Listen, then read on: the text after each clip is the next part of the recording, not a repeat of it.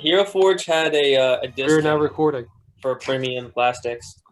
They what did you just say to me with your little voice? There was a 20% discount on a Hero Forge, guys. I think I saw that email. Uh-oh. I'm tempted buying like a million of them. Oh no. Do I want to get a new Gamers, TV? this might be our last When We Were Evil session. In like a year, we should go a Where Were They Now session if we don't all That'd die. be cute. Yeah. If you all die, If we don't all die. That'd be cute, Yeah. I say, and then we're gonna come back dismembering people. Yeah. so it's gonna things are gonna happen. But we'll see. You guys are pretty strong.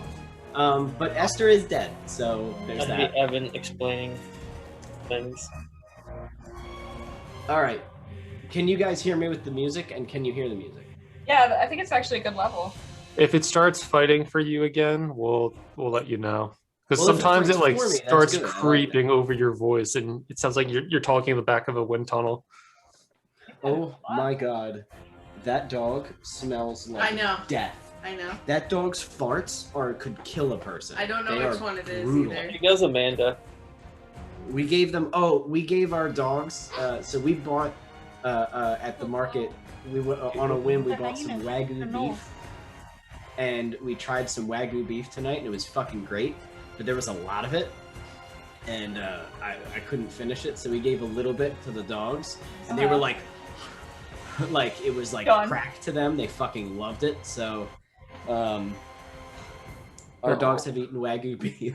When Which like is pretty cool. sometimes when I get McDonald's, like we gave Maddox literally like the end of a French fry once, like like the tiniest amount. pinhead of a French fry, Or like pork roll that wasn't even the size of a tree. and he had grandma killing gas for the next week. It's like, how you His eat out body of the was such a garbage? perfectly. That dog is such a fine-tuned machine of excellence. He's in such perfect shape You're a cupcake.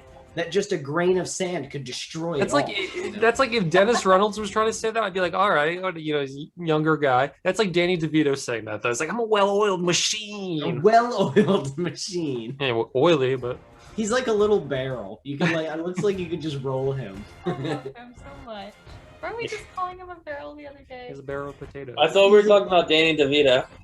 Also, both Danny, Danny that's also a DeVito barrel. and You Boofer could are also very roll Danny similar. We also would roll. They that share a kind lot of of stuff. similarities. I would not pet his They tummy. both That's drool right. often, fall asleep randomly, Make awful noises in the dark. and are wonderful and lovable all at the same time. Except I don't want Danny DeVito to lick me. Or in my bed when I'm trying to sleep. or in the, hey, or in scoot the over. cage in the corner. I also don't want him there. I don't want him in the kennel. Or eating my garbage or getting grandma killing gas. Get me out of here. Stop it, Danny. Oh my All god, right. Evan, they have chainsaws on Hero Forge. And like light machine guns and stuff. Yep. Oh, light machine guns. Wait, chainsaws? Chain guns. They added a lot since I made Mav. I totally gotta not check it out. looking I at gotta right see now, what's but- on there. They will also, Alex, something I think you should get is a 3D printer because I think you would have a lot of fun with those. Don't tell me. I had to stop myself at the beginning of the pandemic from getting one. Mm-hmm. It's very doable now. If you got like $300, you can get a good one. Yeah, now you can plug and play. But I'd Hero rather Forge make will stuff also in my hands though. they'll make your mini, but they'll also sell you the like thing to The make design. it. Mhm. All right. Anyway, Real Estate Podcast, the finale. I'm taking you to see your sweet babies. oh, they are sweet. Are they falling asleep? You guys want to see my babies? Of course. He says, okay, back to business. Oh, Look at that. Her head's on top of his head. They sleep like that all the time. Oh, that's adorable. She'll crawl over to him just to like lay on him and fall asleep on him. It's great. So, I mean, she's 100% woman. yes, and now they're She awake. is. All right. So, guys, welcome back. Why? The minute I start speaking, you start crying and why? Last we were playing, we were in the middle of the battle against the king. You had tricked him into entering a portal under the guise of Carla Lilly speaking to him from beyond the grave through the power of Astrid.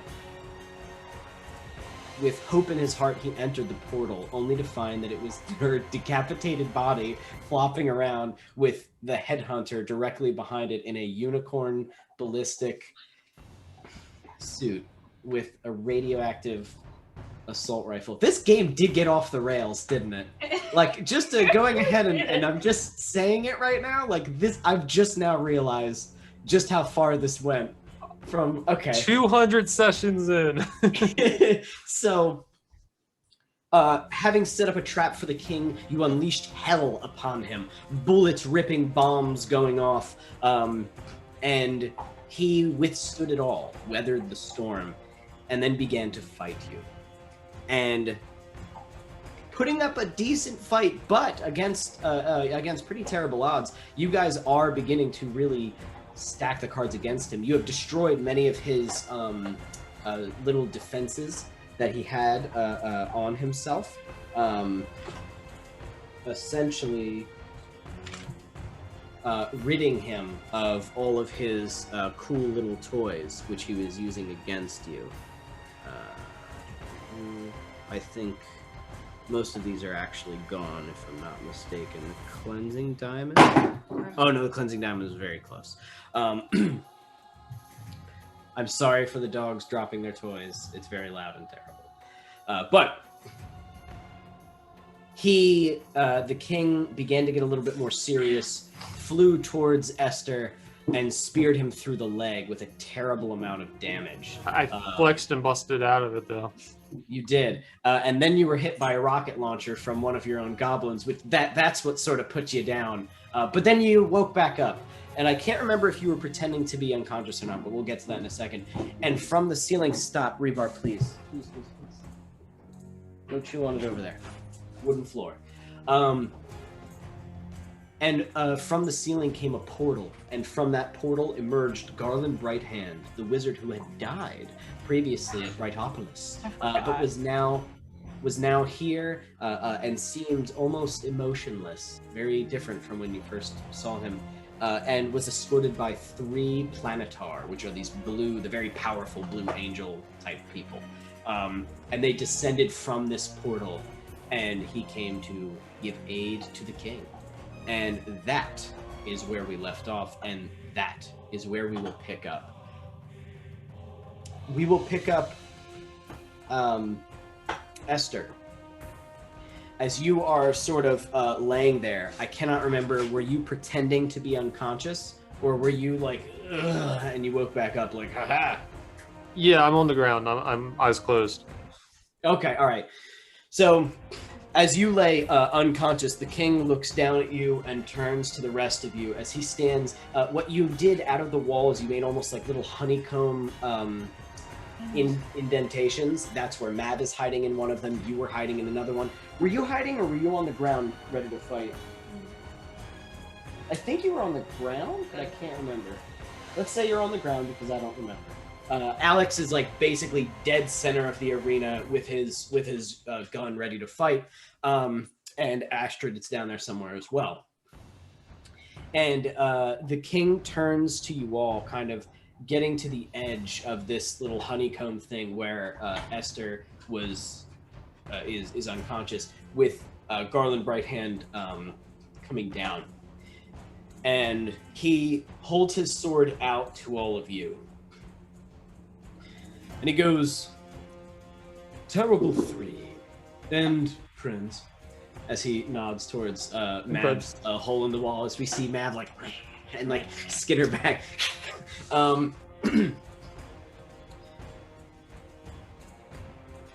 will admit, this was a clever plan, and you have done me great harm,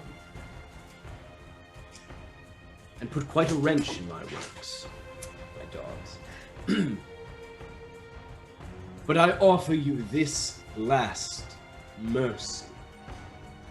With the arrival of the greatest wizard the world has ever known, standing at my side, with celestial Planetar aiding us with their strength, and with me holding back still, I say unto you, lay down your arms.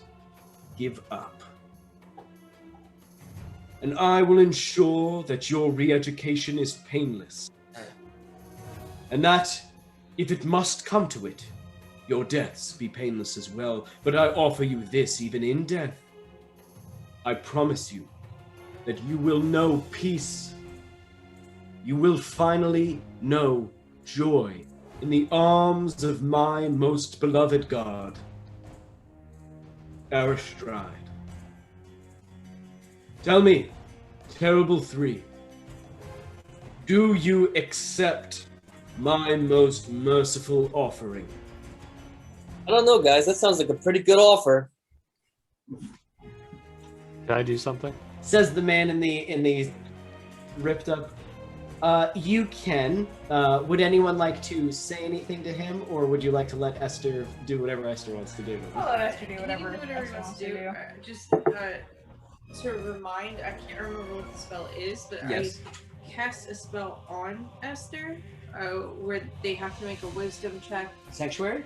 Maybe I remember last time because he went down, so I cast the Yes. spell so that he can't be targeted unless they do a wisdom check. Sounds like Sanctuary. All right, let me. Most Your guys' likely. audio is I can fine, do but the that. video's I- wigging out, just an Just- FYI.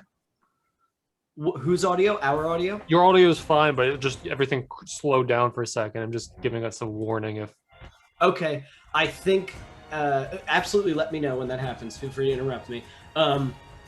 So Astrid did put Sanctuary on you. It sounds like Sanctuary, which means that Esther, you have another buff that if the king wants to hit you, he has to make a wisdom save every single time to hit you. Okay. Until, is that concentration? Oh, it's a minute? Oh, that spell fucking sucks. Okay. So So, does anyone... So, Alex is Headhunter's in the middle, essentially laughing at the king. yeah, no, being a if sarcastic Headhunter voice. and Mr. Marbles want to just laugh and have at it, they can. But I want to do something that's not, for once, just a dick waving move. Not a dick waving move? Not a dick waving move. It's Ah. actually a sneaky move. Okay, all right. What's your finally not dick waving move? Esther? Well, actually, I have As the, two you have ideas. the We'll do king's one. back. The king has his back to me, right? He has his back to his like arc light wings kind of folding down. You can see him as he's speaking down to your crew, essentially very cocksure that he's going to win this. He's a seeing big as dumb how idiot. he's- So we're in my Drow cavern, correct? Yeah, the one underneath the great Yes. castle. So Yes. what I want to do is I'm laying there on the ground. Okay. I want to make the dust keep pop a little slide exactly where I'm staying and carry me out into the Drow city. You want to escape? Yes, but his back is turned, so it will not be disengaging. So I see what you mean. It's like the dust keep almost swallows you up and spits you out through the wall. Exactly. So you just sort of okay, I want you to, even though you're not, it won't, it's not opportunity of attack, I want you to roll stealth regardless to see if Just his reaction. If he's like, and this mother. just to see if he notices, because he may either pursue you or he may let you run Sure. away. It's just to see if he notices at all. So what am I rolling? Roll for stealth. Either stealth or sleight of hand, whichever you think would make the most sense given the option. Not going to be good.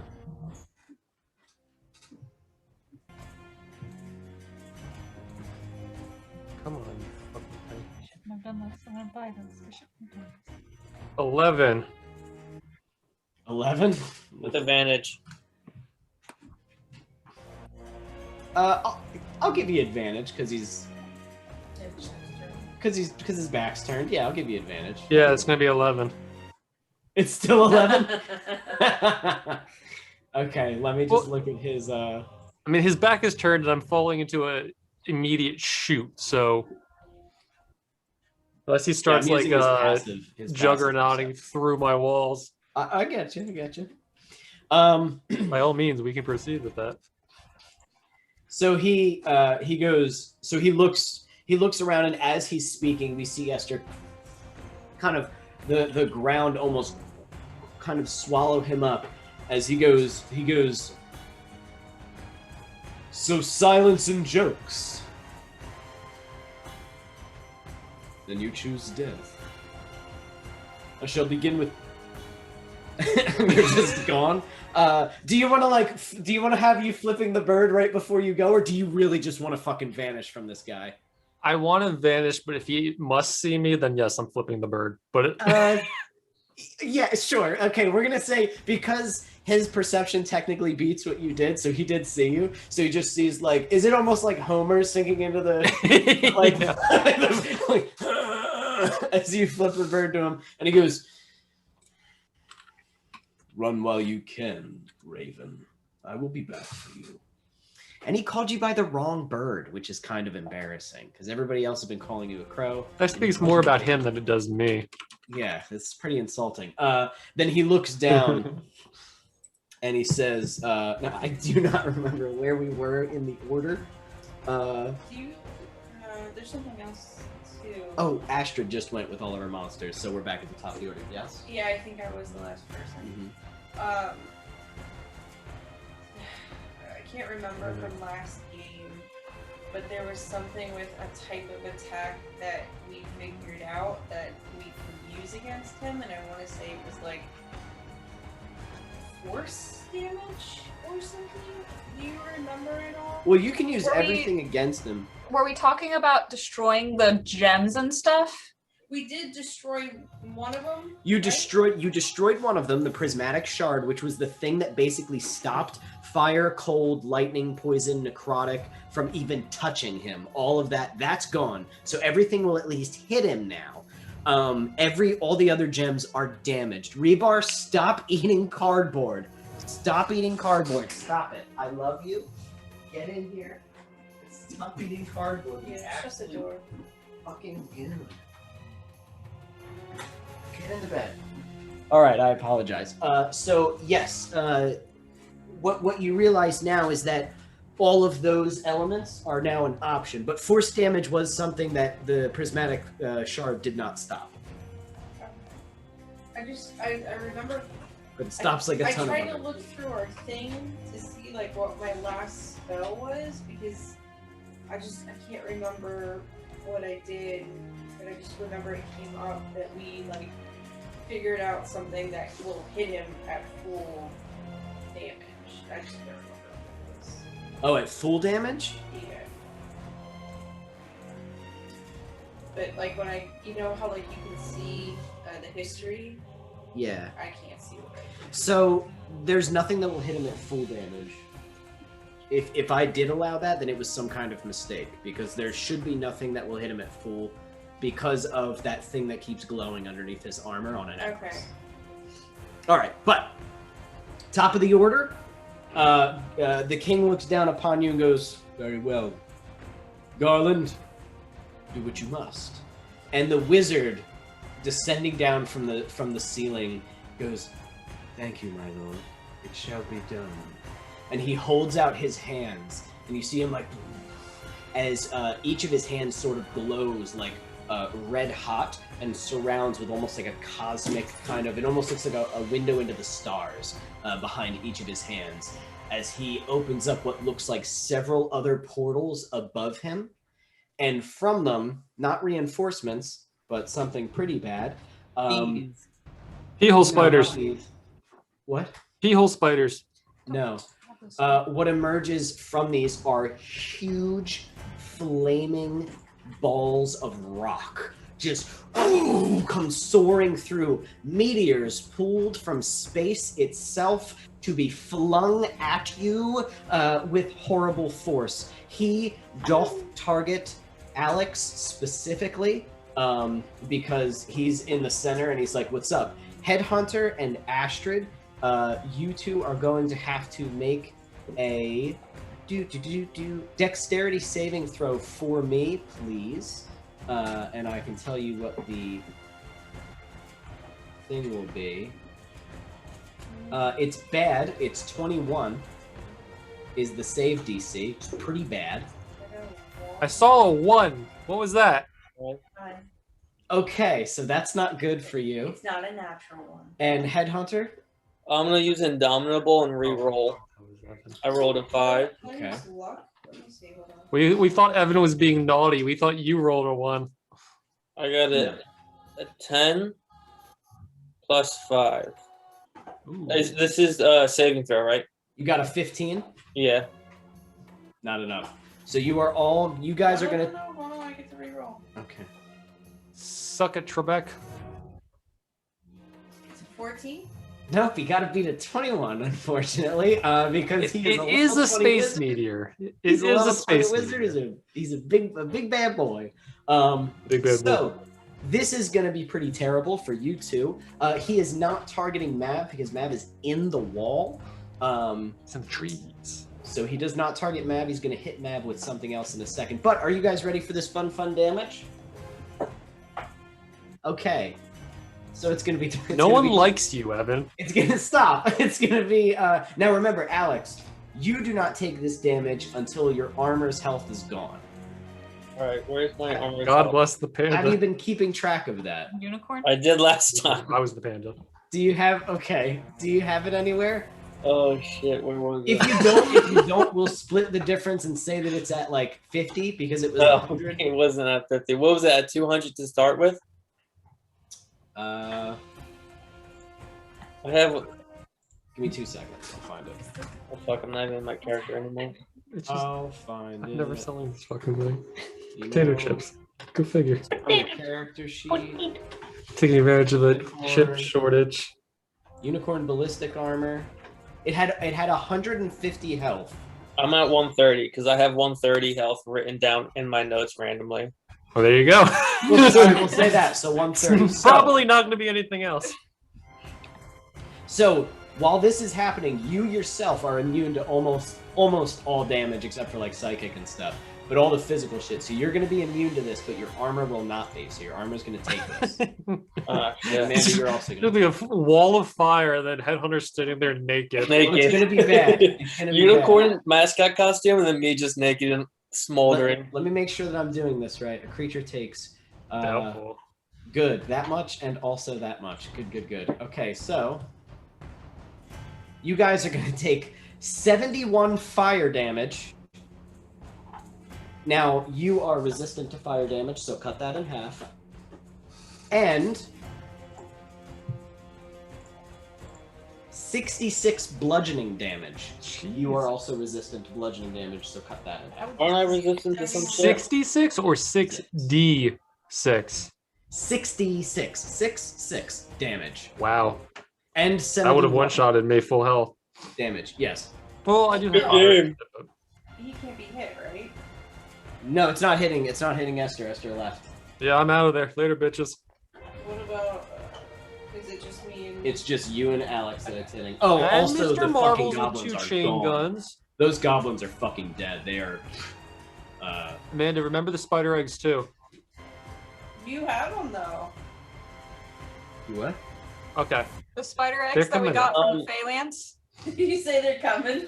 I'll Yeah. say they can. Hey, Evan. Yeah. So the armor says immunity to bludgeoning and resistant to fire.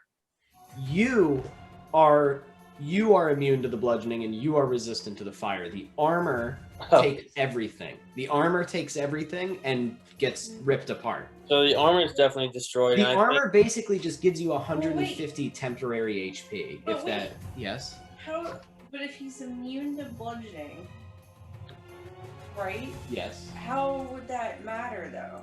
I think it's the way he wrote it. You shouldn't have put it on the armor itself. The armor should have just granted those. I was just trying to say like what it does for you. While you're wearing the armor, your health is not touched by these Mhm. damages. But the Once the armor armor's is. health is gone, you will begin taking all the excess damage upon yourself. So the armor took all of that damage. Yeah. So my armor's destroyed, and I lost 7 health from that.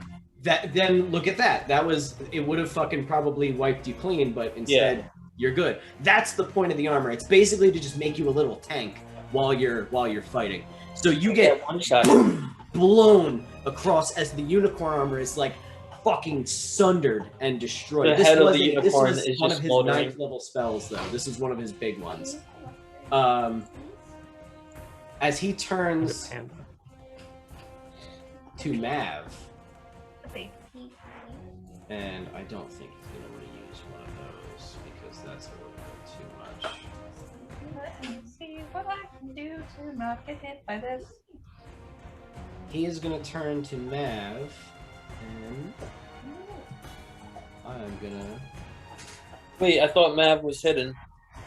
No, I don't think I was. I think I just popped down and like popped a bunch of poison that did absolutely nothing, and I've been running around since then. He sucked up all of that poison.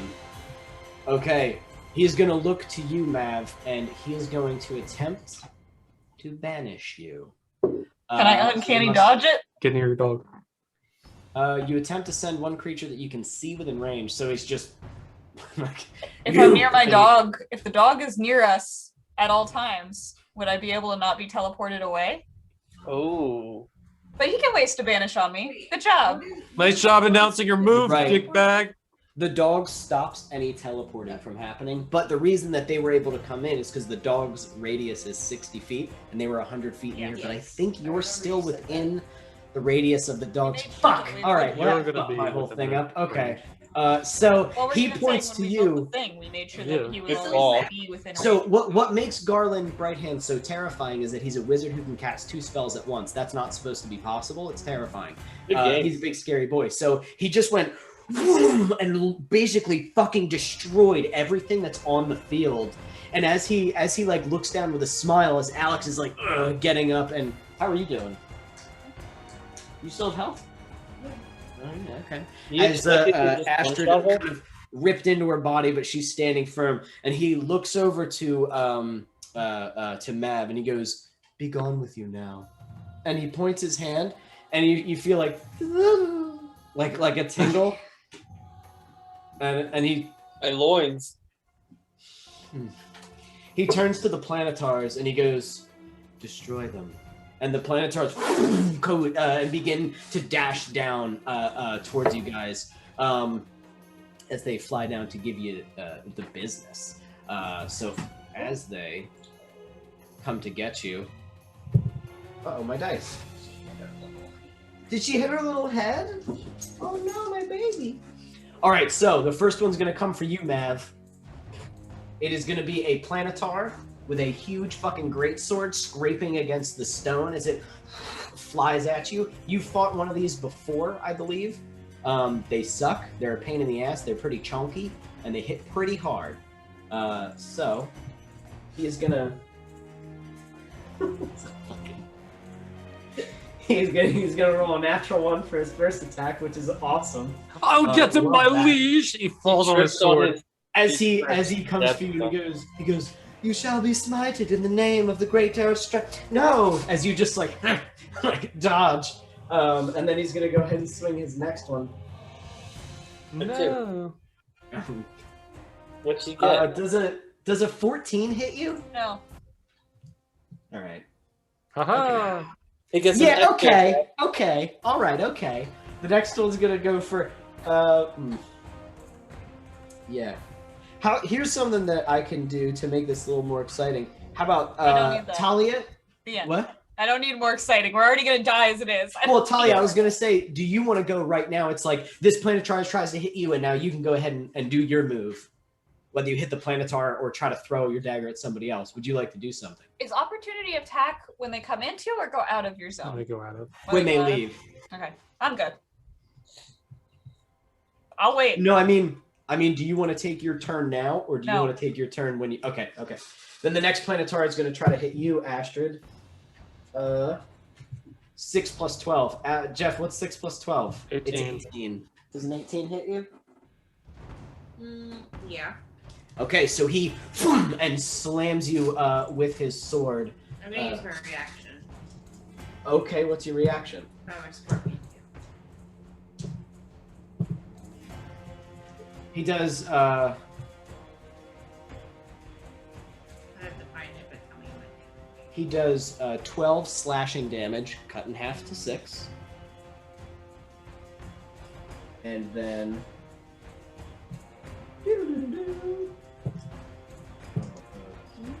Come lay down. No, come lay down. 6. Pretend it's bedtime. And 9 radiant damage. I don't think I have a resistance. These are dirt rolls, and I'm upset, and this needs to fucking change pretty quick. Otherwise, this is. Don't worry, it will when they. It's like you're fighting cupcakes right now. So your reaction to grab him with one of the claws, or to sting him with your stinger? Hold on, I gotta find it. I don't know where that is. It's in the armor of the scorpion. Under your armor. If you give me 2 seconds, I may be able to find it for you. Yeah, perfect. Okay. You got it? Yeah. Okay.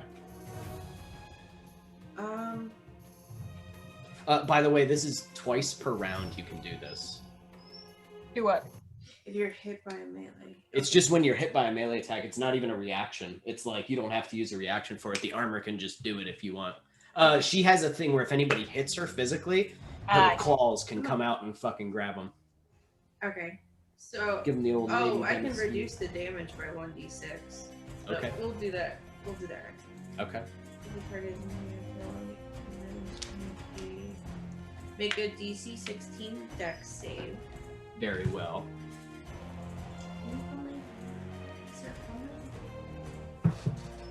My sweet boy. What was it? Was it 15? 16. Fuck! I got a 15. Haha! Fuck! He's grappled. I'm glad he brought the fucking cupcake squad. Like, Listen, bad. they're very strong. I don't know what's going on. Okay, so you It's never happened grab him before. with one of your scorpion He's claws. grappled. Okay. you rip his hands off. He takes, it looks like 9 damage. Okay, Remar. Hold on, I might have to take it, Okay, that's fine. but hold on. We're coming, my king. Doo-doo-doo. And I guess just one? They take 2d6 piercing damage. That's what they sound like. It's gonna open. Come on, you want here. All right, so we'll get back to you. And Alex, the next one's coming for you. I thought there was 2. There's 3. The last one is Surprise, there's 6 more. And meteors. So 14 plus 12. Does that hit you? Yes. What the fuck kind of question is that? When they die, they split into 2 stronger ones, Alex. Let me get my dice roller because this is bullshit. I remember one time you were bullying Evan about doing math, and you're like, carry the 1, 6. It is just like single-digit addition. 17 slashing damage. That's more like it. And Cut in half. do you have resistance to slashing damage? Yeah. Okay, so cut in half. And then Fucked. 14 radiant damage as it kind of burns into you. As he looks to you and goes, "You shall know justice this day." And then goes to, and he tries to stab you with a second attack. Oh, another attack. That's good. That doesn't hit. The 14 doesn't hit you, right? No. Fucking D20. Amanda, these blood dice are cool, but they're fucking me right now. Oh, Good for you, Amanda. Well, Give the DM weighted die. so he One. thrusts as the next one kind of like just goes like past you. With the goblins dead and the Planetar making their move, Headhunter, it is now your turn. Okay. This thing is right in melee with you. So I just want to fire 3 bursts of the atomic rifle into his face. Okay. And then as a bonus action, launch a grenade into him. So let me roll it. Do you want to use? Do you want to use the? You remember you have the rad mugger too, because he's in close, and I think you get like extra damage when you. It's up to you. Do whatever. Let me compare the damage. If you want to keep it simple, blow them away. I just don't want you guys to forget all the cool shit that you have. I have too much bullshit. That's the issue. I know. Next campaign, I learned from this one, not to give you guys so much. The atomic killer rifle is 4d6 plus 10. Let me see the mugger. Can't even find it with all this shit. Yeah, good They're thing not- I prepped those. They're not finished, but whatever. Oh man. Oh, the red mugger. 4d6 plus 15. All right, so I'll use my shotgun. 4d6 plus 15 with plutonium rounds, I pulled out his gun. which do an extra 2d10. I get my glass. I'll say they're definitely very magical creatures, so yeah. All right. So let me roll to hit the first 3 shots. Oh, 4 shots because of the grenade launcher. So I get a 13. Oh, no. This is like too much shit. Too much shit. 13 plus 14, does that hit? If you I didn't hear what you said. Can you say it again? 13 plus 14, 27. Yeah, that hits. Yeah. Their AC is 19. So I just rolled an 18, so I missed 1 shot. No, didn't you say it was What did you say? I rolled a 4 plus 14. Oh, I thought you said 18. 14 plus 14. No. Yeah, so the first one misses. Alright. 17 plus 14. I only hit on the first shot and the grenade. So the first shot, because I rolled 2 4s back to back. So 4d6 plus 15. Oh wait, red mugger. 4d6 plus 15. All right. So much math. God damn you, D&D. So 16 plus 15 is 31.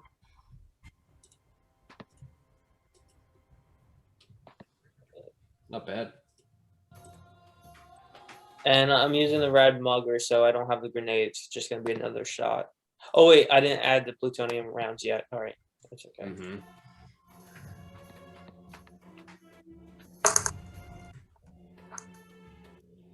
Plus 28, 28. 31. I'm counting it as you're giving me the. Okay, the did numbers. you have that? So that's 59 total right now. Yep. And now because of the plutonium.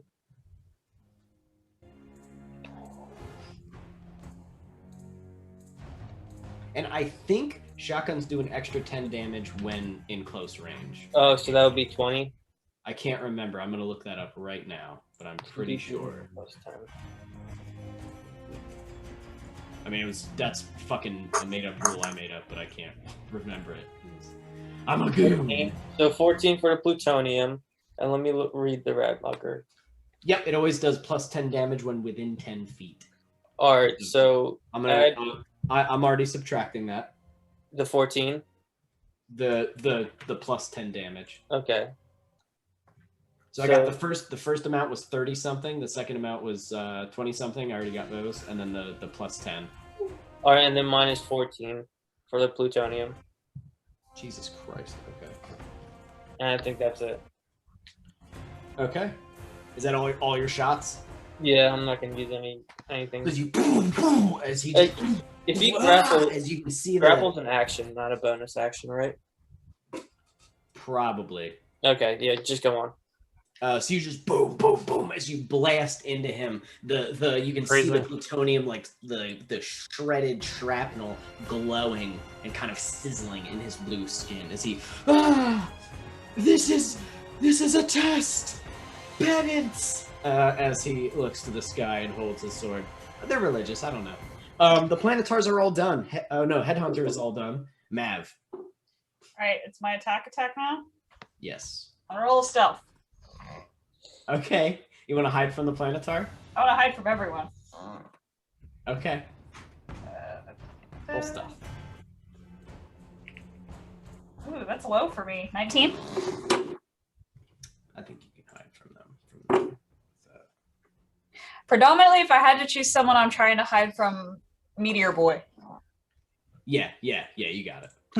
Yeah. You kick flip back into the one of the tunnels. Okay. I want Do to... those little hives connect, Jeff? For Mav, they do. Sure. Okay. That's fine. Wherever I run, they just... We can say it's a little tunnel system for you. I'll be right back. Pee-pee. Secret tunnel. I'm going to... And remember, you are hasted. I know. Where are my notes? Move, attack, bonus, bonus. Bonus to stealth. I'm gonna attack him with the dagger. Who? Bibo, Bido, Bido, Meteor Boy, Garland right hand. You're gonna attack Garland Brighthand. Okay. Yes, with a dagger. You will try. You will try.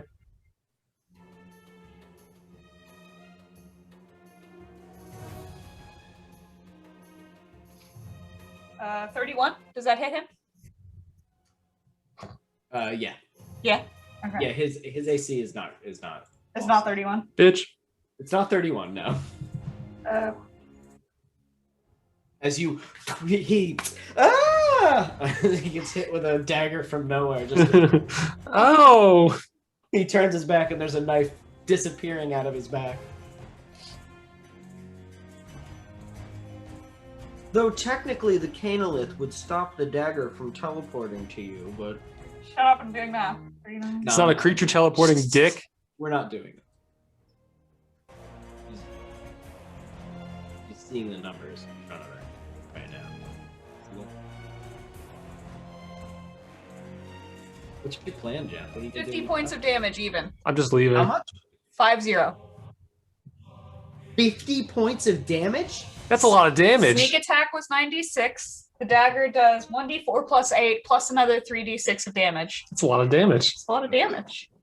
Okay, then never mind. He doesn't go, use him, and he goes, ah! As he, oh god! He goes bottles for breakfast. And then Guy a little bit, he catches himself like, and he looks, and there's nothing but a seeping, bleeding wound coming out of his back. And he's, I'm gonna use my second bonus action to stealth again. as he looks to where you were, like he sees there's you in one of the tunnels, and you just. And you skitter away again as he goes, oh, that harmed me.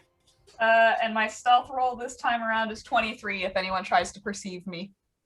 Okay. Yeah. Well, that Planetar is going to try to find Perceive me, Chuck. Fuck, that was really bad. That was not great for me. That's a lot of Okay, damage. Mav, is that your turn? Yes, that's all of the things that I can do. Now it's the king's turn. He is now a little more calm. He's looking around the battlefield. Looks like it's going more his way. He looks down at Astrid. Are we in the same fight?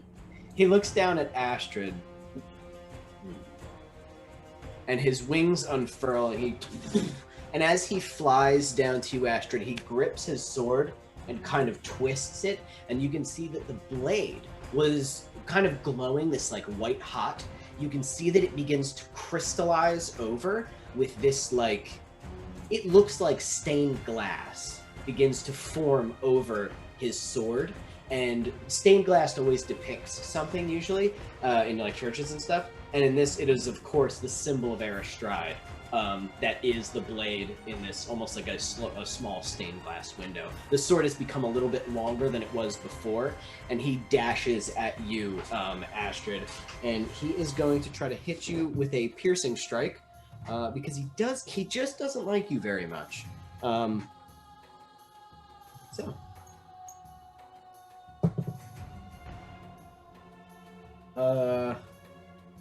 It's like 20 something. Does that hit you? Mm-hmm. Okay. So, he is going to thrust the sword into you. At its base, it only does 1d8. So 6 piercing damage. 3. Okay, very good. And now Pause. hold on, I'm not done doing the damage, because it's a piercing strike, it's gonna do 3d20. This is what I did to Esther. I'm gonna text you what I want to do in hopes of keeping it blind to the viewers. I So like get that to, very get to me much. when you can. I will. Don't worry about it now. I'm saying do everybody else. Yep. So, plus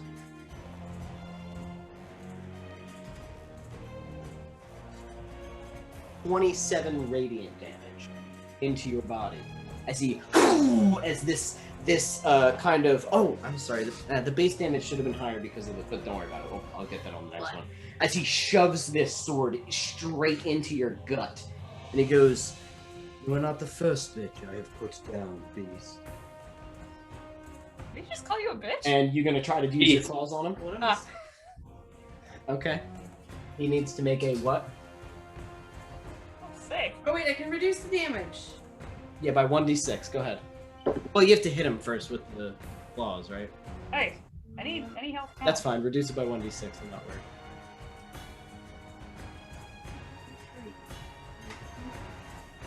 And he needs to make dexterity saving throw.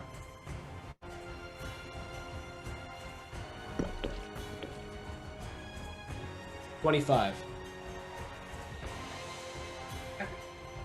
Okay.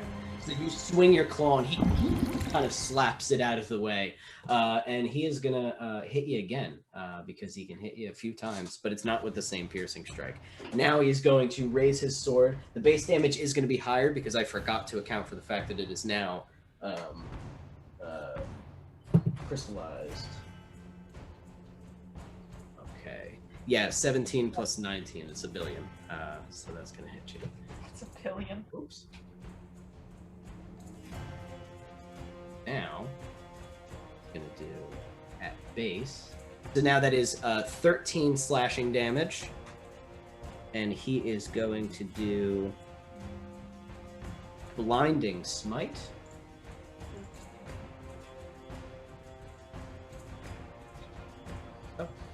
And on top of that is 18 psychic damage.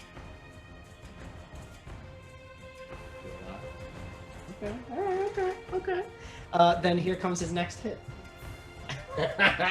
Woo! Kintinica! This one's lower. It's 6 plus 19. Does that hit you?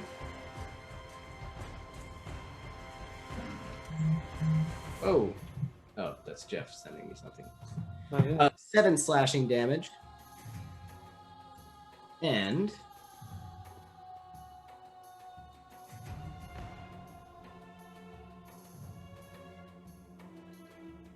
a whole bunch of radiant. 15 radiant damage on top of that. And now you cannot go invisible. And you, if you were invisible, it's undone. You can't go invisible for a minute. And you're glowing. There is, now that he stabbed you, there is a bright symbol of Aristride glowing next to you. Ew, gross. Yeah, Praise it's him. super gross. But he looks at it and smiles at you like an asshole. And then as a bonus action, he's going to use Flaming Strike, which is pretty cool. So he is...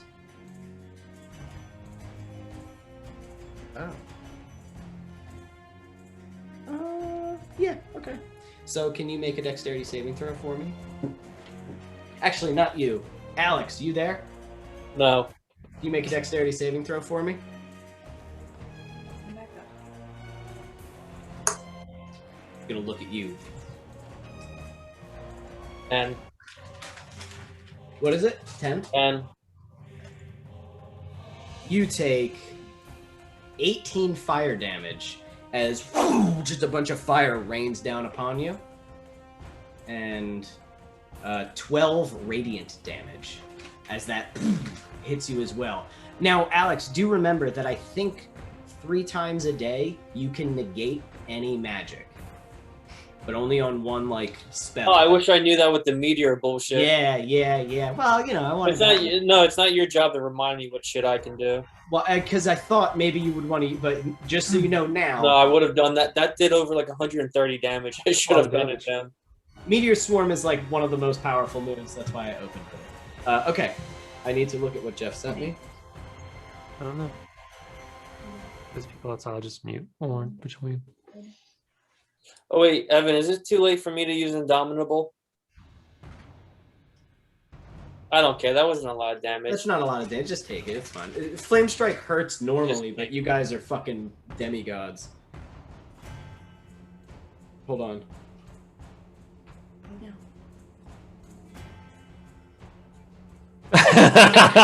Evan, you look like me when I'm reading fan fiction that gets a little too spicy. Oh, that's his face. We can see your nips through your shirt. Stop. We're sorry. Holy shit. The last thing is gonna happen first. Yeah. Yeah. The last thing is definitely gonna happen first. Okay. Okay. I just saw all of human emotion in the span of like a minute and a half. So, Denial, that's a lot. bargaining. It will, we're gonna say that's gonna take a minute, Oh yeah. but the last thing that you asked to do can happen much faster because that's just as quick I as think that. that'll help Headhunter out a little But bit. the rest is you to. What is it? Also, Jeff, whenever you want Mr. Marbles to go, I don't think we put him. I'm gonna put him where the goblins were. Aw. Mr. Marbles sees his fallen little green comrades. And I'm gonna say he focuses target on the king. Why not? Well, we're gonna do that in a second, but first it's Jiren. It's Jiren's turn. I actually forgot about Jiren for the meteor Jiren, swarm. I the should have uncle. aimed at him too. Did you see your fucking face? You would have killed them. Yes, I would have, and that would have been great. Alright. Where is everybody on the field? Everybody's within Everybody's dead. within 100 feet. Void. Within 60 feet, probably. Oh, awesome. Alright, so. All the planetars are within 60 feet. I would say Garland Brighthand is Oh boy. 80 to 90 feet away. Okay, do you need it to be 60? It can be 60. They're all within 60 feet. That's fine. awesome. Go ahead. Alright, Go yeah, ahead. now Jesus. awesome again. Alright. He's gonna cast slow on all of them. Okay. What is? Do they make a save or Yeah, wisdom save. a wisdom save? Lay down, please. Garland Brighthand, not too good. 19 for Garland. Fuck. What happens if it's the exact number? That means you win. So the Brighthand does it. Let me look at This is the Bubble second time noise. I've heard that. What is Yeah, that me too. aquarium noise that keeps Yeah. playing? It's whenever the dice disappears, it goes. Oh yeah. It don't, you know, it's not. I don't Yeah, know. because the first time it popped up, I looked up and I saw your face. Like, and I know I heard it. I know you heard it, but no one said anything. I know. I was like, For the maybe one someone just Minotaur. knocked over a thing. Maybe I'm just hearing something that happens. Alex, sometimes. it's like the cuckoo clock. What the fuck was that? Yeah. 16 for another one. I'm glad I'm not. What do they need That to one's- reach? Oh, like 19. They all failed. Cool. What does that mean for the planetars? Well, what about the Garland Brighthand? Garland Brighthand succeeded. What about the king? The king. And I. Out of you. Oh, he's gonna fucking succeed. The fucking man. What was it? Wisdom. Mm-hmm. He literally has a plus. He has like plus 21 to his wisdom saves. He automatically saves from that. Literally is plus 21 for his wisdom save. Literally. He broke you.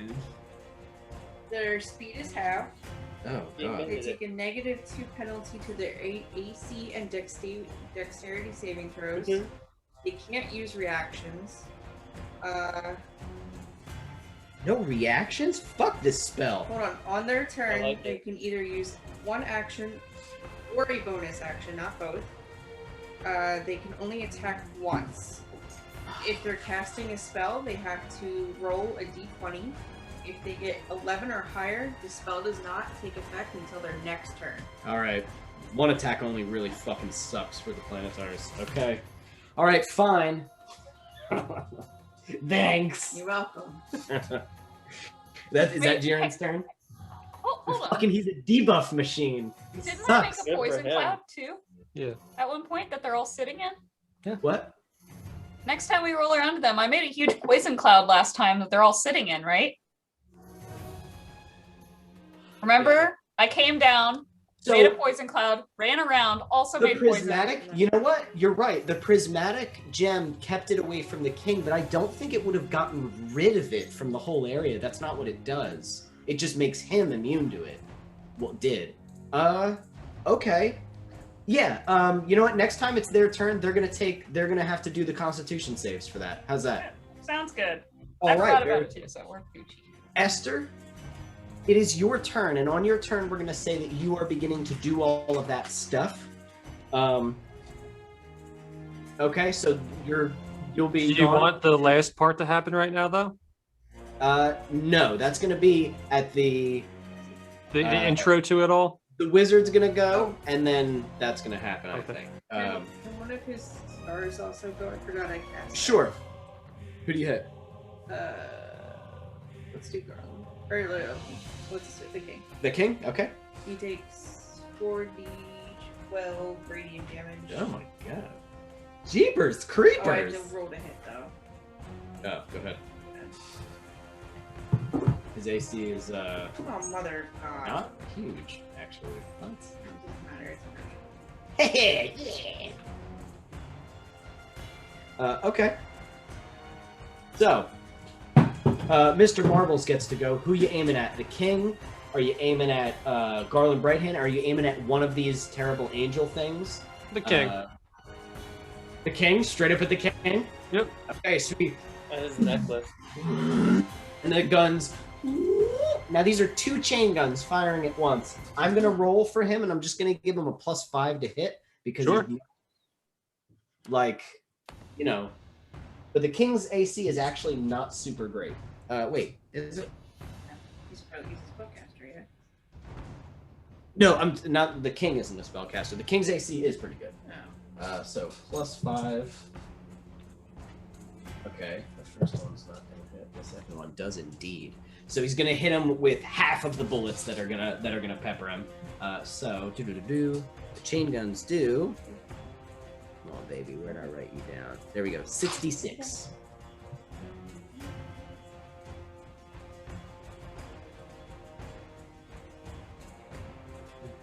As he starts blasting at the king, and the king holds up his shield, and it starts as it just starts slamming into him, as he takes 12 piercing damage.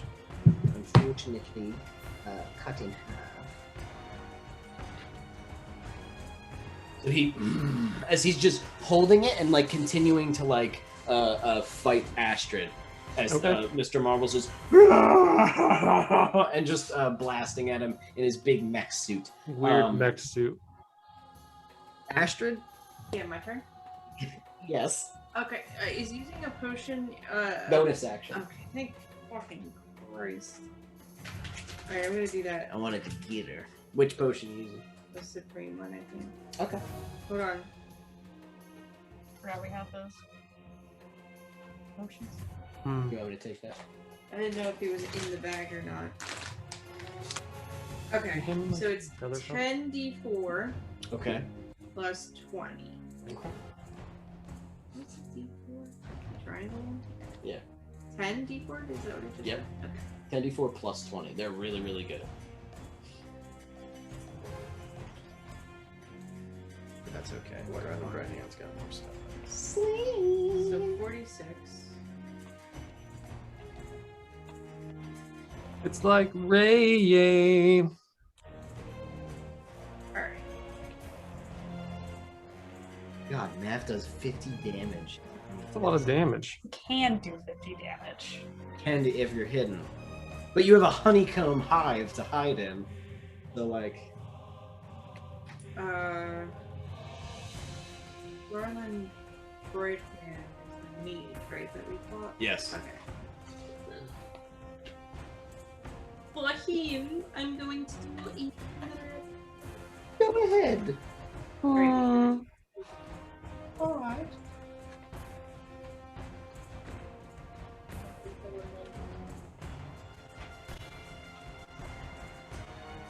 Not great.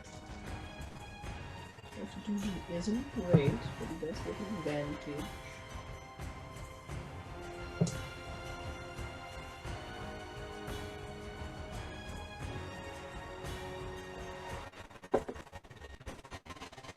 Oh. Well, I got an 11 and a 1. Okay. Disastrous. Y'all got So- real choppy for 2 seconds there. Yeah, it says my internet connection is not available. Is it fixed now? Is it better now? We can hear you guys. You're a little blurry, but it's better than it was. 69. Yeah, I heard you. That's a lot of damage. Anything else? Yeah, my baby's gonna go now. All right, Garland Brighthand is 20 feet in the air, Garland Brighthand's a bitch. We killed you once. but the king is right How many next times to do you. we have to teach you this lesson, old man? Let's kill you again. I thought we killed him, or did we let him go free? He committed suicide. He's Sudoku. Wait, Sudoku. someone was in my gelatinous cube. what? Somebody we ended with Oh, the gelatinous king! cube. King was in the cube. I'm totally sorry. Oh my god, I forgot. What's the damage? He's on- evaporated by We'll deal now. with that in a second. Listen, we'll deal with that in a second. He fucking exploded that goddamn thing. Don't worry about Alex's No, mech hold suit him. or anything. No. Right, that was my fuck up. Bad I game. fucked that up. I should have. Bad game. He's taking damage for every turn that has gone by so far. No, he's not. The king, absolutely not. Go on. Alright. He'll take the initial damage and then he fucking blew it up with Your he dog's flexed and busted it out of- No, he didn't. Jeff, he flexed and busted it out of there. Jeff That's knows. stupid. All right, what are your babies doing? You got 3 Planetar, you got the king. They're all on the ground. Wait, you got the Planetars? No. Oh, he's saying I was to like, attack. Dominate. No. Oh, that would this suck. got out of hand. I mean, you really fucked me by dropping me in your own arena. It really did a number on my Oh, plan. really? You have 3 Planetars, an OP wizard, and an OP king. Yeah. Now imagine Two fighting them slams. past huge angel monsters, and that's what was the plan. It would have been impossible. You going after the Planetars? The king. You going after the king? All right, his AC is 22. It's like raying. On a hot summer day. Is that how it is? Or did I just totally fuck it? Fucked it up. I fucked it up. It was close enough. Though. Who is this? Your Shisuba? No, this is Daddy's Feshuva. Charge for him. The huge boy. I wish it would stay. Daddy's huge boy. 18 damage. Okay. And then he's gonna hit again.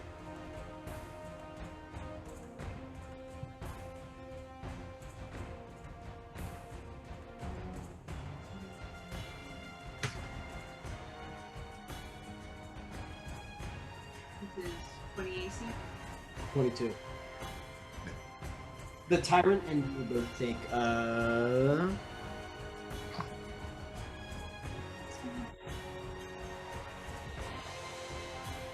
10 radiant damage for being within 10 feet of the king. Or 30 feet of the king. Okay. Hold on. Alright, I will have to do. That's fine. Is that your tyrant's turn? Yeah. Okay. But the damage in now. It wasn't moving. And then the 2 Shisuba.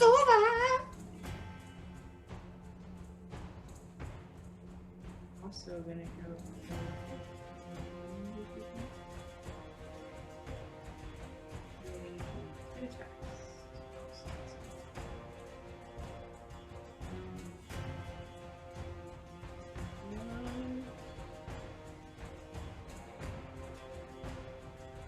This is the most inconvenient. What, controlling monsters? No, when you go to roll with their stuff open, it goes away, Oh, that sucks. and then it like refreshes, so you have to reopen it. And like, look, I'm trying to hit the dice. Do you just want a dice roller? I just wanna rock. All right, those natural 20. Ooh, get fucked, King.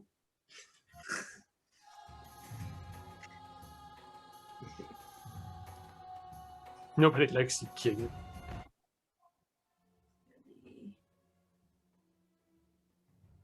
When you get a nat 20, don't you roll again? And if you get another 20, it's like a double crit. In a good game. No. You're talking about exploding dice. I don't know. I That's remember playing D&D and that was the thing. back in the day. That's actually kind of fucking cool. Because if you the idea is this was in 3.5 and we were homebrewing, so it could have just been a homebrew thing. But if you get a nat 20, you crit, right? And then you roll again. If you get another nat 20, then your luck is just good enough that you would get a double crit. And if you get anything other than a second 20, or like Mav has a thing where he crits at 19, I think, then he would have also gotten like the crit damage times 2 instead of just crit damage. We should do that for the next campaign, because that sounds fucking terrifying. I have another idea for the next campaign as far as mechanics go that I want to run by you, but not in the middle of a fight. Yeah, that's fine. Alright, 14 damage. Okay. Then can you roll me 2 d20s? Because D&D just crashed. Alright, I got an 11. And an 8. I have been rolling like Alright, dirt. Fuck your rolls. Well, what the fuck do you want me to do? I got a dice roller. I got it. Okay. My rolls will be my own. I've been rolling like shit. I can't. My poor Not for me. cupcake boys. This is supposed to be the final fight, and it's like wading through pudding. It's just beating up babies in a bunch of pudding. Hey. Oh, I thought she was eating the board. She's not. I thought she was being a bad girl, but she's a good girl. Oh my lord! We're gonna have to work on the 15 math. plus 7. Okay. Does that hits you? 22. Is that 22? Yeah. Oh my goodness. I'm gonna get you a math book. A math? It's not a math. No, it's not that. Okay. A math book. Having flashbacks to elementary school. Writing your letters out.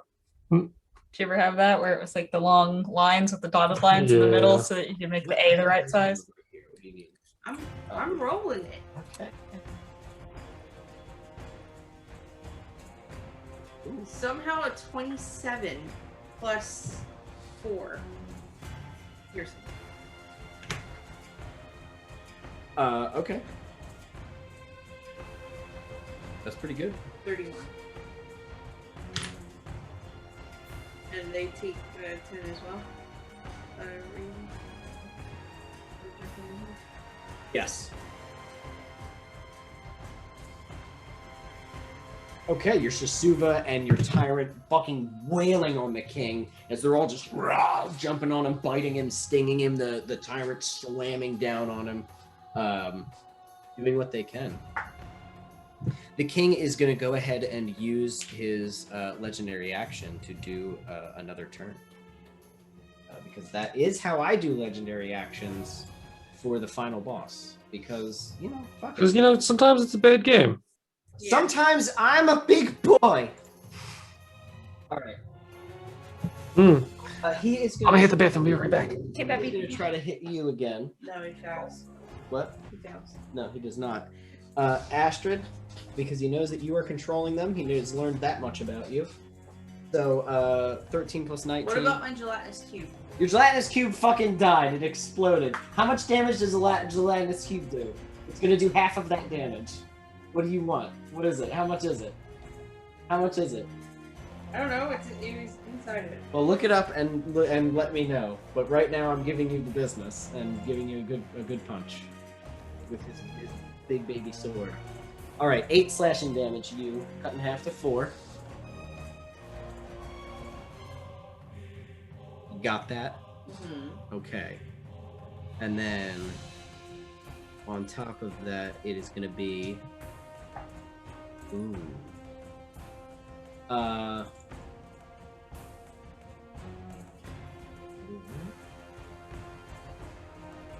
It's gonna be 19 thunder damage.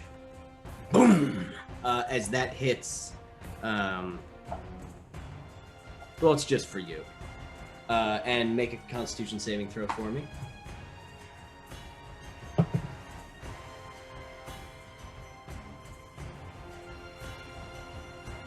He's gonna hit you again. Boop.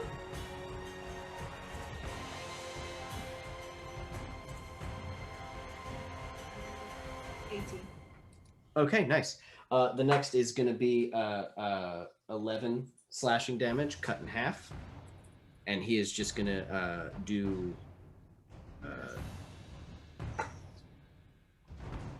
Ooh.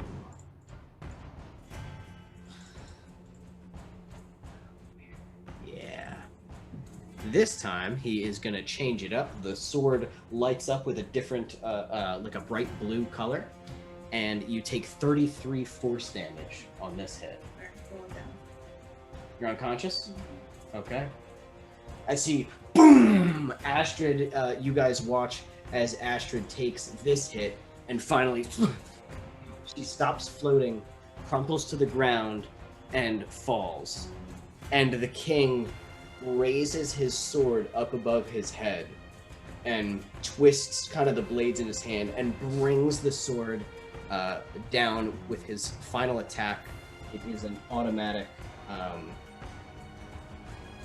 hit, and it is an automatic minus How many?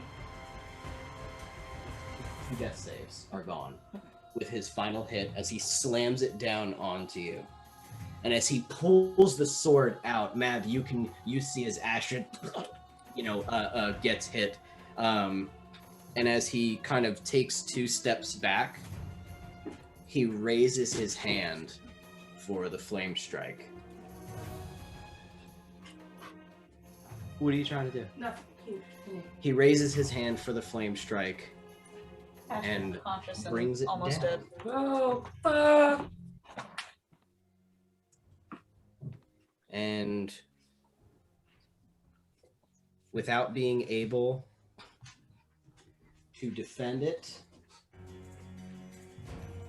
he brings the flame strike down upon you, Astrid, Okay.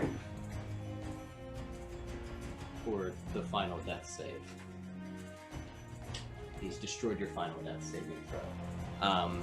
You watch as he engulfs Astrid in radiant flame, and you can see that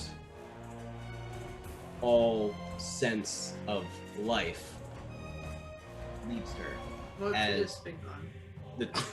As the 2 Shisuva and the tyrant sort of kind of like hold their heads confused. And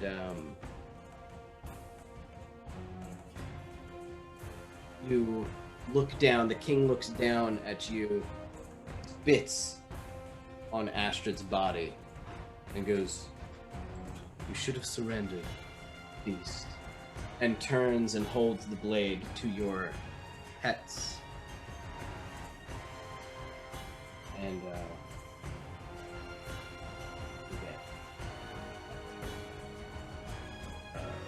as to what that means.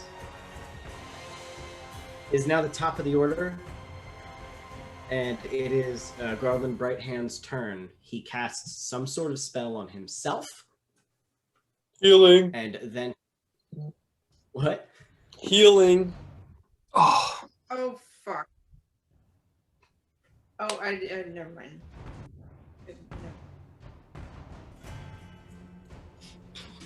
He casts a spell on himself. No, he does not seem to heal. He is terribly wounded.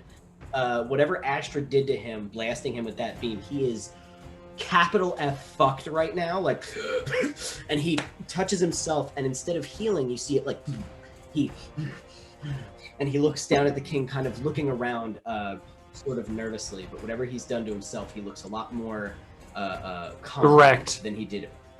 Is he flying? Is he blind? Is he flying? Oh, yes. Okay. He looks to Alex though, and he raises a hand to you, Alex, and he is going to attempt to reach into your mind and charm you. He is going to do this because he is desperate and he knows how much damage he can inflict. He is going to try to charm you at 9th level. So this is a big DC save and lasts for like an hour if he controls you. So you're gonna have to make a Wisdom saving throw. Of What? what's the save Wisdom. for? For Yeah, what is amount? his it's fucking like 1 billion. It's awful. Or is that like metagaming? No, it's fine. His is 21. Okay, I'm gonna negate that. Okay. You can also pop your spew at any time, but Yeah, but that doesn't stop a spell, right? no, it doesn't. But it does make you strong. But you're doing fine right now. So he reaches to you and tries to control your mind, and you just like look at him, and you can see the green glowing veins kind of like curl up your neck and like into your eyes as you look back at him, and he like, what the fuck? And he goes, "You filled yourself with radiation. That's madness." But the Planetar is going to try to hit you anyway, Al. 5 plus 12, I think. Misses. Yeah. Misses? Yeah. Fuck! And that's the only thing it can do, because they can only attack once. Once. The one that was attacking Astrid is now going to go to you. Oh, he's going to go to Mr. Marbles, actually, because Mr. Marbles is big and scary. 17, that hit Mr. Marbles. We'll figure that. I don't even have Mr. Marbles' health. We'll just say the Planetar runs over and starts slashing Mr. Marbles' armor. Mr. Marbles goes like swinging at him, like shooting at him as they're having like a cool little sword fight. And the second Planetar is going to come to hit you out. 14 plus 12. That definitely hits.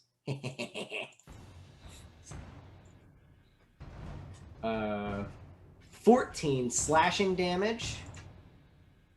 And then I'm not gonna. And then 23 radiant damage as he brings the sword down upon you. But that is the only attack he gets because they're all slowed because Jiren is still up. Jiren's the uncle, right? Yes. Oh my Actually, God, I thought he died like the first game. Astrid feeble-minded him and then took control of him. So when it's Jiren's turn, let's see what happens about that. Do you go before me or You thought I was dead? Where is she? Where is she speaking from? Jared just like mannequin in the corner. What? do you go before me or after? I don't know. It doesn't matter. I'm fucking off. I left you guys. I have a condo in Florida. I know I will plan, but I don't want to change. So that is going to be the Planetar's turns because they fucking can't do like anything now, which sucks. You want to go get them now? Looking in his ears. Okay. And now that it's after their turn, you guys hear a rumbling from underground. Alex, as you have two Planetar kind of lined up with you, both of them have their swords drawn. One with like bullet wounds in them, but both of them looking upon you and raising their swords as you're like, kind of pinned down with the wizard above you and the king kind of scraping his sword along, walking calmly towards you. You hear. Would that break their concentration? What? He snapped out of it. So does that break his concentration? That spell slows a concentration. No, you have to take damage. Okay. And he doesn't know. I'll get to him in a minute, but right now he's holding this. He's holding the line. You hear, and the Planetars kind of look, and you hear, and from the ground, boom, up comes Locomotive Larry, just fucking trucks. Did you hear Amanda from the other room? Amanda goes, ha ha.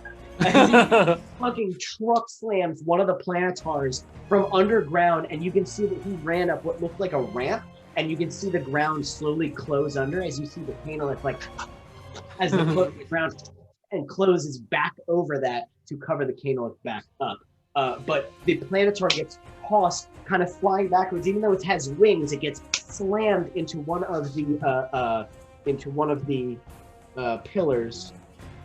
And we're gonna say he takes the 5 damage from that as he and cracks, and you see Locomotive Larry slam on the ground. He has these two wicked chains around his arms that end in hooks. His armor now just sort of bent and rent and destroyed. His face sort of half covered by this, a mesh of metal, kind of like the Juggernaut suit that's all twisted and made of fucking metal in the one movie, whatever. So he turns around and he kind of like looks around at his surroundings, not totally understanding what's going on, and just... And he locks on the king, because I don't know if any of us remember, but Esther ensured that all of those ghosts kept singing, "The king did this to you, the king did this to you," and he goes, "You did this to me," and he points to the king, and King Tanagar goes, "Larry?" And he goes, "I've spent so long in the dark, weeping and screaming, trying to find my way out. There is no way out." And he goes, "Larry, we searched for you. We assumed that you were dead. Larry, come to us and we can aid you. Come to me and I can heal you." And he goes, "Oh, I'm coming." And he cracks his foot into the ground and charges at the king as he just... And Mr. Marble's in the background as this Locomotive Larry goes running. You see the background go past him, and you can see one of the things is Mr. Marble's shooting at the Planetar and then going in an imitation as he just, and the king raises his shield as they just clash, pushing the king back and breaking a whole bunch of the stone as he like fuck. As Locomotive Larry is a very powerful Apex was once a superhero, now is a horrible supervillain. As the king is like, fuck, getting pushed back. Locomotive Larry has entered the field, pretty badly wounding one of the Planetar, pretty fucking badly. As everyone anticipated. Back on square one, we said at the very beginning, before we even knew him, Locomotive Larry would be here at the end game. Yes, everyone said that. Episode Hunter, 1, welcome to Hemlock. You are now only facing one Planetar as the other one just got embedded into a wall. I want to actually take aim at Garland. Okay. With my plutonium rounds and using the assault rifle? Yeah. Okay. Well, it's the AK. Yeah. Atomic. AK is an assault rifle, Alex. I don't know if you know that. You don't know anything about guns, so I have to probably tell you that. Okay, so I'm gonna fire 3 shots at him, and then as a bonus action, the grenade. Okay. Let me tell you something. Go ahead and roll your first shot. Does a 17 hit? Actually, yeah. His AC fucking sucks. Okay. Am I gonna have to waste all rounds on him, or? No. You fire your first volley, and it does nothing. The bullets...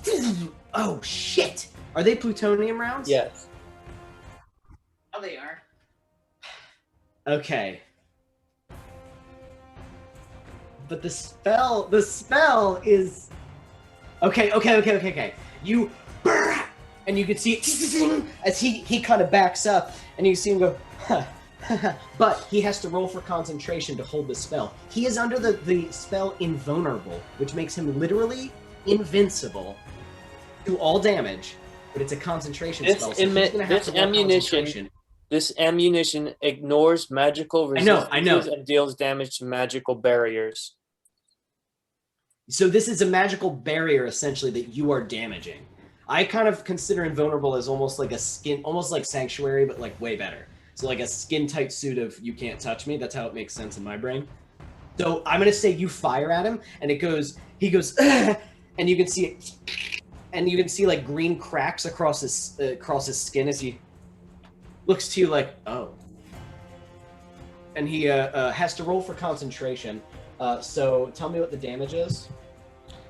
For the one shot?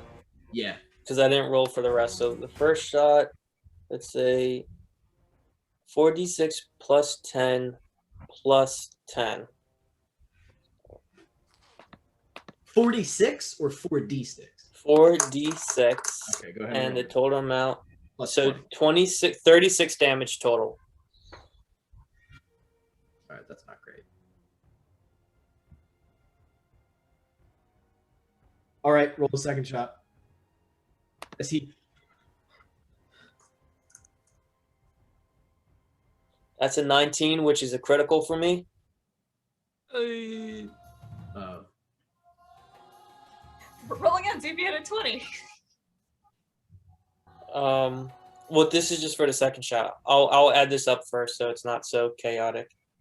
So 4d6 plus 10.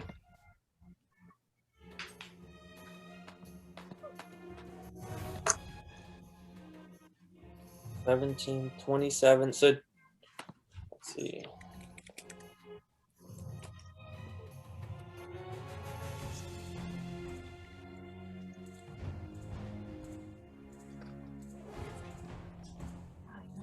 So 27 times 2 is a lot. That's a lot of 54, I think. Okay. Yes. With that, you shatter this spell of invulnerability as it, and he. So I have one more shot and a grenade launcher. He's looking terrified, and he goes, "I really do hate radiation." As he looks down at you and begins to raise his hands, like in preparation. Is it 18 hit? What? 18? Yeah, because it's AC 17, if I remember correctly. 17. Oh. Yeah. 26 damage. Serious stuff's happening. Alex, how would you like to kill Garland Brighthand? Oh, I thought you were gonna get the king already. I was like, Hog, hog. Is he flying right now? Yes. I would like on that second shot for his shields to shatter and him kind of like fall towards the ground. Okay. I kind of just want to sprint up to him and like barrel stuff him and just drill him into the floor with with the rifle. grenade launcher. Well, I was gonna say with the grenade launcher or with the gun. Both are great.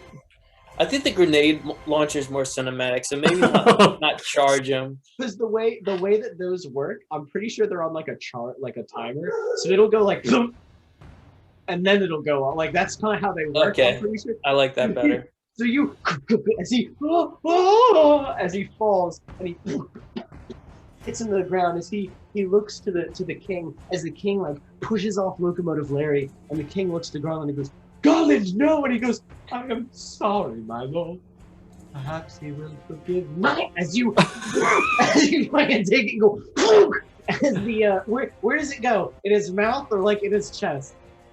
I guess in his chest, and then like it's like a sudden gunk, and then just like his realization of what's going on, and then everywhere as I'm standing above him.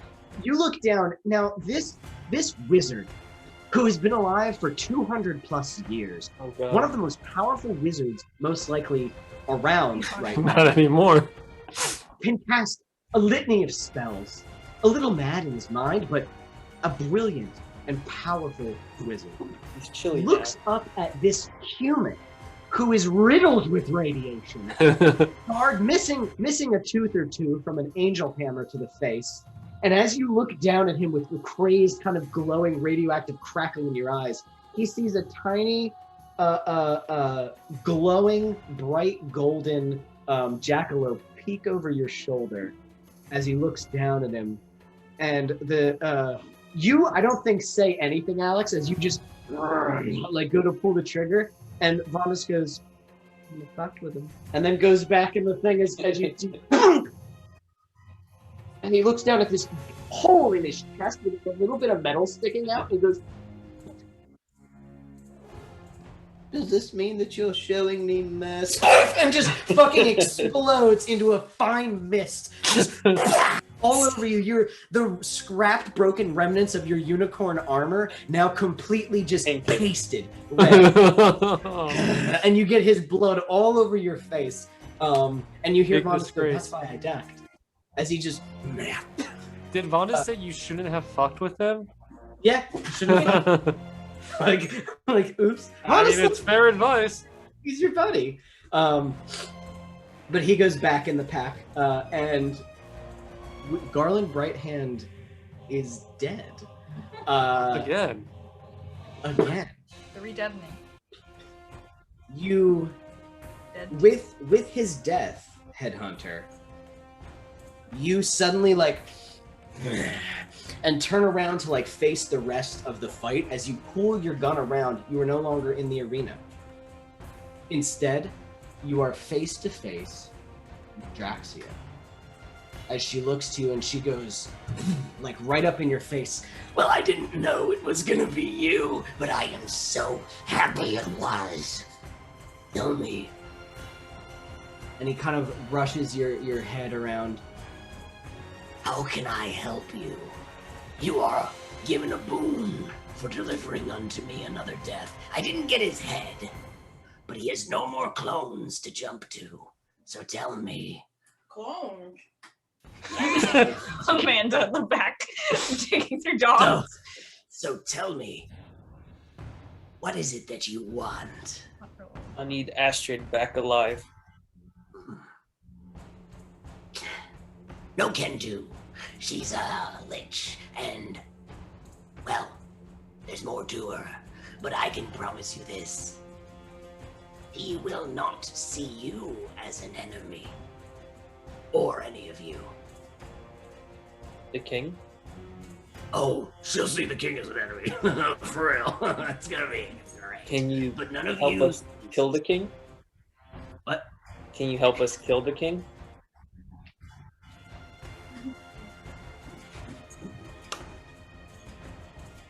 I could. I think I just did. Otherwise, she was... You're good. Just trust me. And she gives you a little poke on the head as you... And you just finish turning around. Like that all happened in a split second. And as you turn around, you look to Astrid's body. And you can see her, though lifeless on the ground, you can see her... And begin to contort. And... What? No? What does it look like? She just kips up. Does a backflip. Yeah. 1d4 days. No, it happens immediately. 1d4 days for it to become permanent. And you lose everything. Yeah, but I'm still up there. Kind of. You're gonna be in sort of a ravaging rage state. It was gonna be like saving throws and stuff for you to recognize, but now you don't have to. Now you don't. Hello. But what do you Cheapos. begin to look like? Oh, you want me to? I didn't plan for it. Headhunter, you watch as her body begins to contort and convulse, and you can see her arms and kind of like bulge with like muscles and blades come out where her fingers were, as she throws herself up off the ground with one arm, her body limp, and you can see her other arm, as her head kind of lolls around, begin to like grow in size and strength, and blades come out of the hands, and you can see a great eye begin to open on one of her arms, just kind of roll around, and you see she begins to roar this horrible noise as her body begins to be covered, growing almost like carapace-like bug sort of armor onto it, as massive spider legs spew from her back and lift her up off the ground about 10 feet. As she looks around, and you can see her head finally sort of come to, as the one natural eye that she has left in her head sort of opens and lolls around, looking at you first, and you see her as you just see like a maw of teeth open before her, and her body where the scorpion claws are fully open, and they have grown to be larger and kind of like just huge scorpion-like claws as her stomach opens into sort of a mouth. So just like the rock from Scorpion King? No, but sure. Yeah. If you But want- red. Yeah, you want to be the rock from the Scorpion King? Exactly the rock. Oh, it's bad. As you can Yeah. see that she gets sort of these spikes all down her back, and she becomes this monstrosity Wow. for you. She's Good not thing the we're not rock enemies. from the Scorpion King. Stop it. I am. No, I will not allow it. I, as the DM, do not allow it. He is more like a horrible Resident Evil. Dwayne Johnson-ish, like. Stop it. Scorpion King like. Stop it. But she looks. Can I use Action Surge? Sure. He shoots her. The fuck is that? I want to take aim at the king's necklace. Please do. Or is her form not gonna need that? He still has other gems floating around him. I Of want course to it does. just destroy all the gems. Hit them Okay. so I can hit him. Reverse Thanos. This is like Okay. Ruby Crush. He has I'm out of power. I need to buy more gems. a gem that floats around him. I A thought I diamond. destroyed that one. Stop it. He has a diamond, and he has 2 diamonds that are floating around him currently. His crown seems to glow with a natural, like an unnatural magical light. Which one? I destroyed the rainbow one. Yeah, that was the really bad one. Okay. What's The the other second one's- really bad one? What? What's the second really The bad next one? really bad one is the cleansing diamond, which removes all status effects. I'm gonna do that one. Okay, roll to hit. Its AC is 17.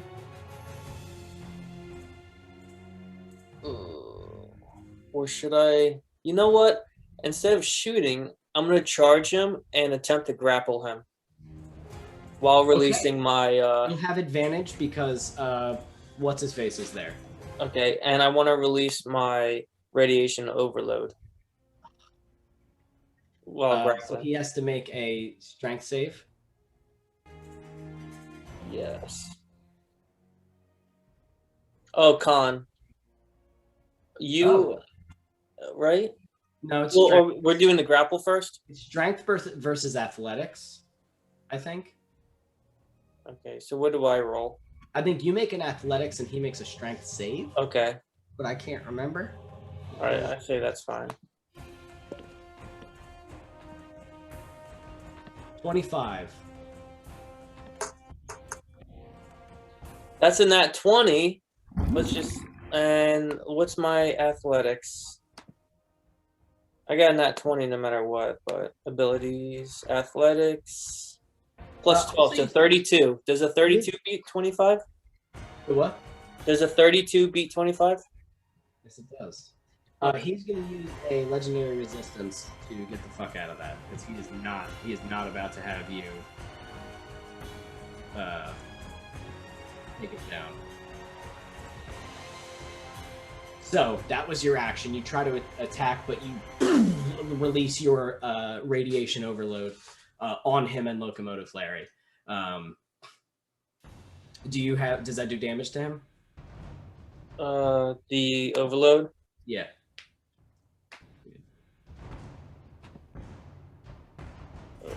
Here.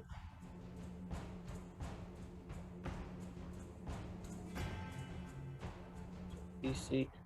He has to do DC 13 save or 66. He automatically saves with a 13. He has Okay. 17 at its base.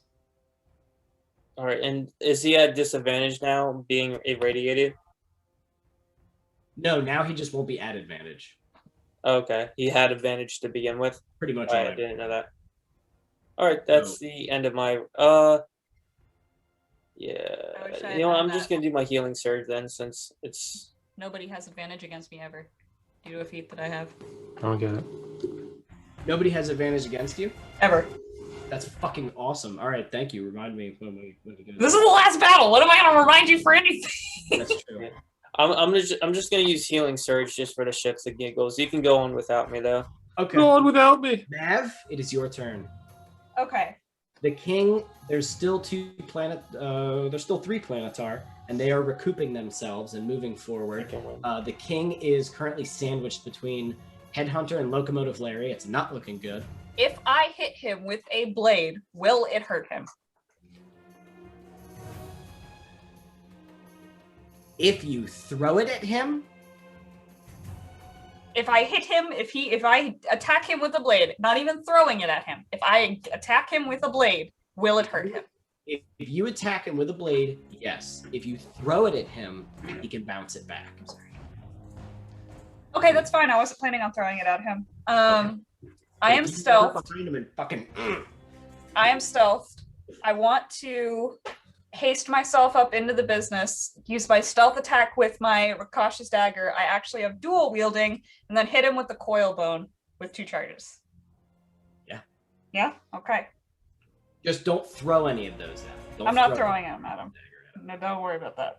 17. That's why he was able to just fucking get that shit out of my face. He just isn't. He hasn't been worried about the What's his AC? 22. Biggin. Neither of my attacks hit.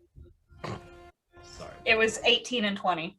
So Uh, I get in his oh, biz, do nothing, and then I'm stuck. well, hold on. You do have advantage because he is flanked. Advantage on both? Yeah. Go roll again. Okay. Dagger hits. Coilbone hits. You're gonna regret that. Okay. It's only fair. Go ahead. Do your worst.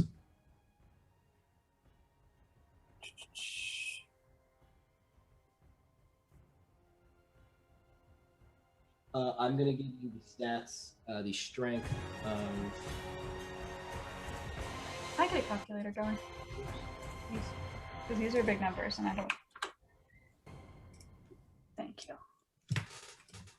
Well, D&D Beyond was now literally at this time a day ago. Ooh, yes. This is how strong you're gonna be right now. You can get stronger too, but you probably won't get that far right now. But you'll be as powerful as one of these right now. Okay. Just So the physically. dagger does 55. You don't have any of your magic right now. Clear all. The dagger does 55. Right, and then Okay, well, hold on. here, it's not a critical hit, it's a regular hit. So then I do. Oh god, which one of these is a 10? Out of 10? 1, 2, 3, 4. No, that's an 8. That's a 10. Sorry, I'm trying to find out what these dice are without That's having it fine. written Don't down. worry, don't worry.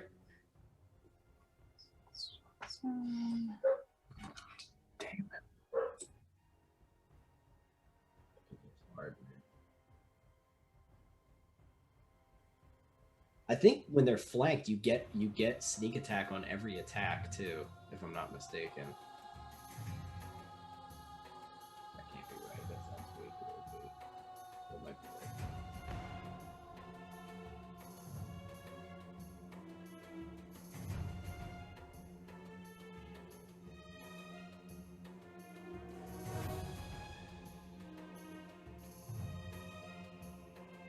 All right, and then the coil bone. I use the coils of pain. The sword uncoils and all the pieces become individual blades that pierce upon a target. That does 83 points of damage. Oh my fucking god! That's a lot of damage. So 55 plus 83 would be. What kind of damage is it? Piercing? A lot. The coil bone does piercing and necrotic. Rakasha's does piercing, and altogether that's 138 damage. Holy shit. Thank God for that necklace. Yes.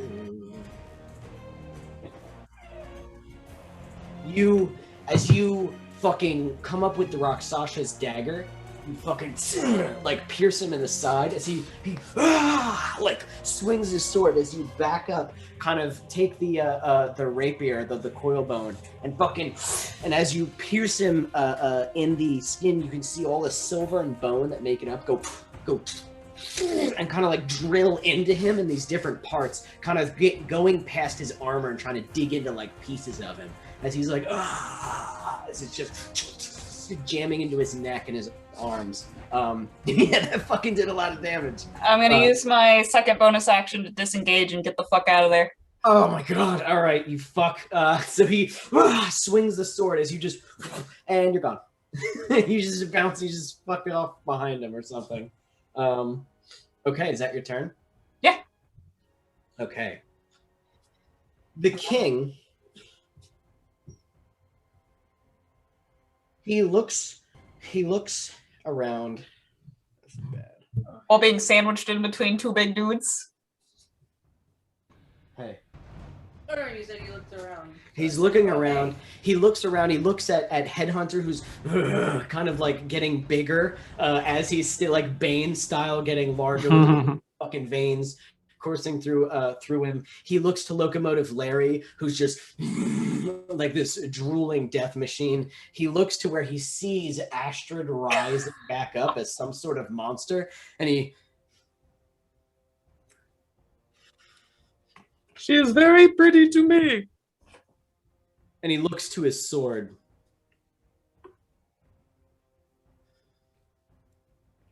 I am sorry, old friend. And he swings it up and points it at the ground and slams his sword into the ground. And you can see that it does not pierce the ground, but rather stops and cracks. All of that stained glass cracking and breaking with great light. As this thing explodes, you can see this massive beacon of light surround him and blast you two back. You not, Mav, because you bounced out. But Headhunter and Locomotive Larry. Headhunter, you're going to automatically save this because Locomotive Larry jumps in front of you. No, Larry! No, Larry! What happened? You're still gonna take half of the damage, but it's not. Why would Larry do that? Larry. Stockholm syndrome. Yeah, to the furthest extent.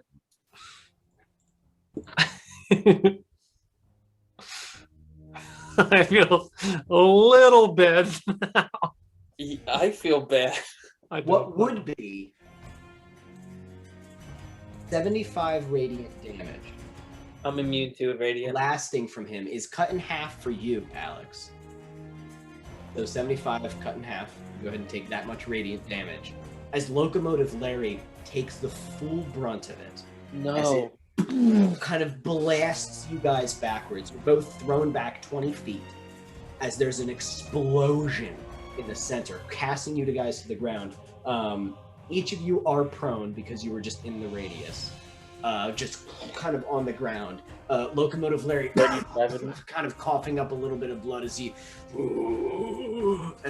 it made it through his defenses as he starts pushing his way up.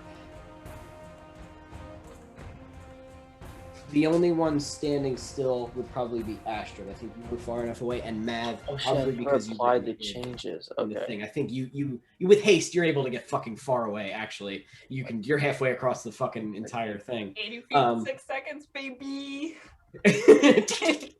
Are you still up, Al? Yeah, I never applied the changes. I'm at like 238, I think, after healing surge, but I don't know how to change my number. I just keep killing myself by mistake. my total health is 238, but I don't know. Oh no! What a mistake! This keeps happening. Oops! 42 Accidentally cheated. All right, no, That's I gotta okay. add It's 10 okay. health now. Whatever. No, I'm at my health. I'm at If right Larry died, the 2 phases of his life ended rushing Headhunter. Trying to kill him, and he got soul boxed. Trying to save him, and he died. He's not dead, but he's hurt. He I crumbled. don't even think I can use my healing surge on hurt. anyone else. Mostly because he has not been at full health because he's been tortured for years. So he was kind of at like half health. If he survives, Alex will heal him. he's looking very I got my rough. own hands that can give him But- 5 points of Put him health. back in the dungeon. But where standing once where the king was, you now see what looks like at least 20 feet tall, Golden chicken. golden skin and armor, and wielding, instead of his sword now shattered and gone, His a dick. massive golden hammer, is still the king's face and still the king himself, but he is now sort of a massive Mr. Potato Head. no, he is like almost looks unto himself a god, a demigod of sorts, as he stands there and he goes, I gave you a chance for mercy, No. and you stop it, and you spat in my face. You shall know justice. You shall know the power of Aristride. Who do you play? His weapon, Oh yeah. his tool Larry. on this earth. And he begins to walk forward, shaking the arena that he's walking through. You said he's about 30 feet tall? He's 20 feet tall. Yes, Mav. Can we take a bathroom break after he's done monologuing? Yes. Thank Yes, you. you can. I'm sorry. Yes. Mav in the corner, just totally breaking out. Can we go to the bathroom, please? He's walking with his hammer, and he goes, I am his tool his weapon upon this world as we wait patiently for his arrival. I will bide my time with you in order to ensure that his great work be done and that Astrid arrives in fashion. Astrid, you have been growing and mutating in the corner. What?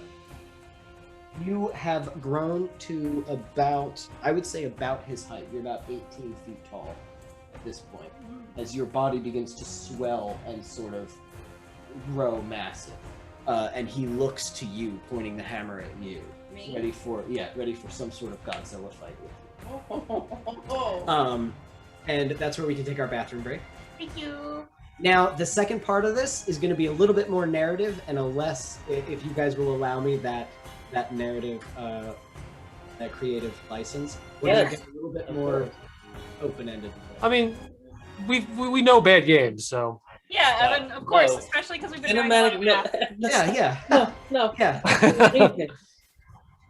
Whoopee. Hey, Brune is canceled. This is literally the last level of the game. We need a cinematic ending. And Yeah, no, fuck the mechanics up to this point. We'll be fine. Yeah, we Narrative. just did like 3 hours of fighting with mechanics and everything. I'm fine with a little bit of narrative. Okay, good. We'll be here. I never know where to cut it and where not, because I know you guys like the systematic shit, and you also... Bad game. Yeah. No, it's incredible. Yeah, it's been awesome so far. Don't listen to him. Go pee, everyone. While Amanda looks in my dog's ear, I'm also gonna go pee. Was that a euphemism? That reminds me, Evan, and stop me if this was something that we did or if it was something that I did with my last team, because you know how bad my memory is. I could be totally forgetting. I remember a game I played at one point. One of the ways that we got around everyone sitting while someone else is rolling, it kind of got funky, but we would have like all of the player characters at one chunk of the thing. So it would be all the players say what they want to do, and then the DM puts it all together. Not even necessarily. What we did was we all rolled our attacks, right? And then the big bad would roll their attacks. It didn't give a lot of space in between, but that way, while you're rolling your attacks and stuff, we're thinking, okay, crap, what do we need to do to counter this? And while we're attacking you, you're thinking, okay, crap, what do we need to do to counter this? So it was more like, okay, Talia, what do you do? I do this, this, this, and this for this much damage. Okay, well, it's halved because of this. All right, Jeff, what did you do? What did you roll? You don't even, deal with, like, kind of the front end of it. The way it was handled was the back end. It's not something that we have to do, but it was something I was thinking of when we were sitting here, like... Honestly, I think I can do that. And I think I'll, Amanda's just going to the bathroom right now. I think something that I could do is you all roll, right? Like one of the things I was going to do originally, I had written down like fight orders last time, and I was like, maybe I'll break it down, and essentially it each revolves around each of you, and you're part of the fight. That's why I said, Talia, do you want to go right now? And you're like, no, I'll go on my turn. I'm like, all right, fuck it, never mind. You know what I mean? Like, I won't do that. But something that good is what you said, where, all right, everybody roll your attacks. What did you do, Alex? And it's like, I shot him 3 times with the rad mugger. And it's like, okay, did you roll all your damage or whatever? You know what I mean? Yeah, that's what I'm saying. Like, I can tell you what the ACs are. Like, here's the number that you need to hit is 12. So you don't hit that, just fucking ignore it. Exactly. Rather than saying, did I hit? You know what I mean? And then I could explain the whole scene. So like, Alex, what did you do? Talia, what did you do? Jeff, what did you do? Amanda, what did you do? And then you all tell me what you do, and then I could be like, all right, here's what happens. You know what I mean? Like, that's how I think D&D used to be. Like, I'm pretty sure that was the old school thing. But I mean, when you have a table of like 7 people. Yeah, exactly. And I'm fine with the way it is now. It was just one of those things where it's like I said, I was thinking back on it. It's like, I don't know if that would be helpful to him or not. I don't know if it'd be more trouble for you or not. And especially once we scale back to Brune, we're going to be do baby bitch attacks. So we're not going to be controlling 5 different things while we do it. So I don't think it'll be that much of a difference. I think that's what one-shots would be good for, to experiment with. You know what I mean? Like, let's experiment with these different ways to learn what we can do. You know what I mean? Because I know Alex loves the cinematic action and stuff. So do I. But I know that you guys really do love thinking and like tactically moving your pieces around the board, you know what I mean, and trying to outthink the enemy. And I know Amanda loves that stuff. So like trying to find a good marriage between those two is difficult, but you know. And you do a good job of it. Don't get me wrong. Mm-hmm. I'm just trying to think of ways to make your life easier. It's pretty much what it is. But here we're gonna go. We're gonna. Did I give you the stats of the creature that you kind of are right now? Okay. Yeah. So let me make sure that that's appropriate. You're reading it over, right? Does it look appropriate? Because it has a stinger and a big mouth. Yeah. And it's pretty bad. Its stinger is pretty fucking bad. Okay. So, are we all back? Yeah. Rebar's not. There he goes. Ladies and gentlemen, the king has grown to be this massive golden sort of superhuman-like figure. This gargantuan thing, 20 feet tall. Well, giant. He's huge, whatever. 20 foot tall, as big as like the Garistro was. And he has arisen to being the level of like a demigod that you are looking at right now, like a Herculean sort of figure.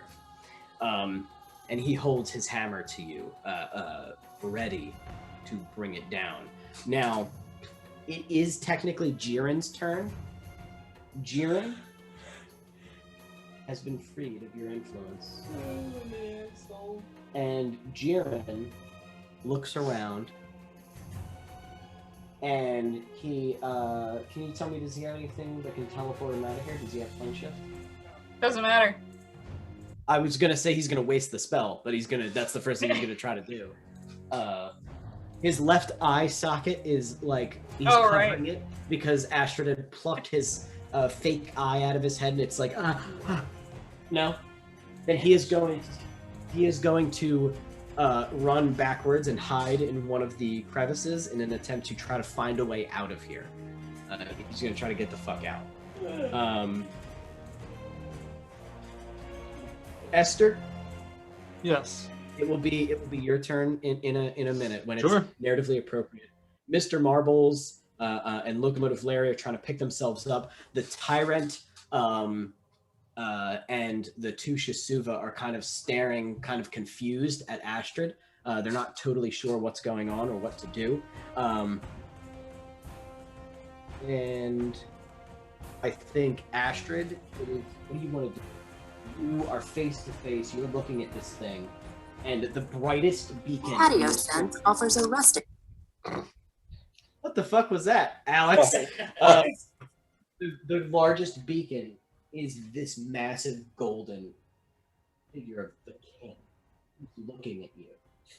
And the last thing you remember is him spitting on your body as he walked away, defeating you again. No, he didn't defeat me though. I ensured that this man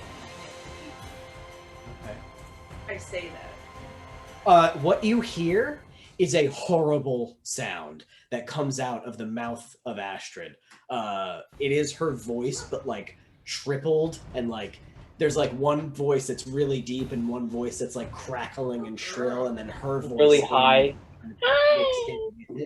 Just as you tell him that, he kind of looks to you and goes, Astrid, you have been the one soiling my good creations the most. Poisoning my people, controlling them against the will of the one true Astrid.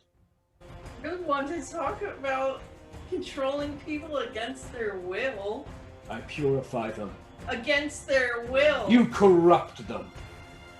I bring peace to the world, you bring only chaos and death. I shall end you a second time. And I'll come back a third. He fucking charges you with his hammer. Do you charge him? Yeah. Okay. So as they rush each other, a clash begins to take place in the center of this massive arena. This huge Herculean-type figure against this monstrous Astrid, as there's just roaring and squealing and the swinging of the hammer crashing into the arena, smashing into pieces of it. Headhunter, As you kind of begin to gather yourself, you see scraping against the ground comes flying one of the planetars trying to swing its sword at you. I want you to make a dexterity save. Button sequence time. Button sequence cinematic time. Press A to dodge. God of War, baby.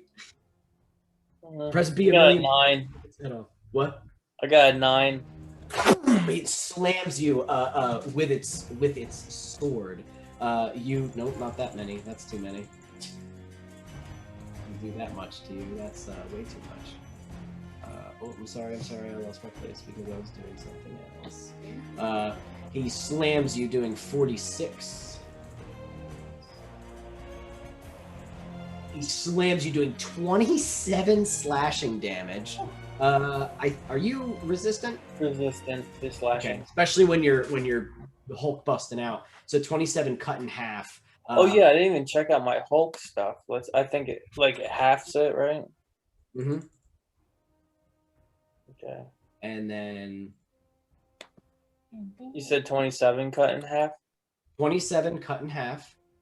And then plus 15 radiant damage as it kind of slashes you across the chest with this big radiant cut. As you kind of catch yourself growing, another one comes thrusting at you. Now that you're ready, what do you want to do with this one? It's just flying at you. Sorry, I'm just doing my damage. 1 second. It's okay. Apply. Okay. This one is coming at me. You want to grapple it? Do you want to shoot it? Do you want to try to fucking go? Do I have a good blade on me? Let's see. Not really. I kind of want to just tear him to the floor and start stabbing him, but I guess since all I have, I guess I'll use a rag mugger since he's in my presence. Okay, cool. With plutonium rounds. Mm-hmm. Any knife you probably have would be tiny in your hand now, too, right? Yeah. You'd be like, Even the rad mugger is almost becoming like a pistol. Yeah. All right, so I'll just pop this guy 3 times. Okay, I'm gonna say all 3 hit. Let's just roll the damage and just roll a d20 3 times to see if you get a natural 20 on any of them. Okay. Real quick. No.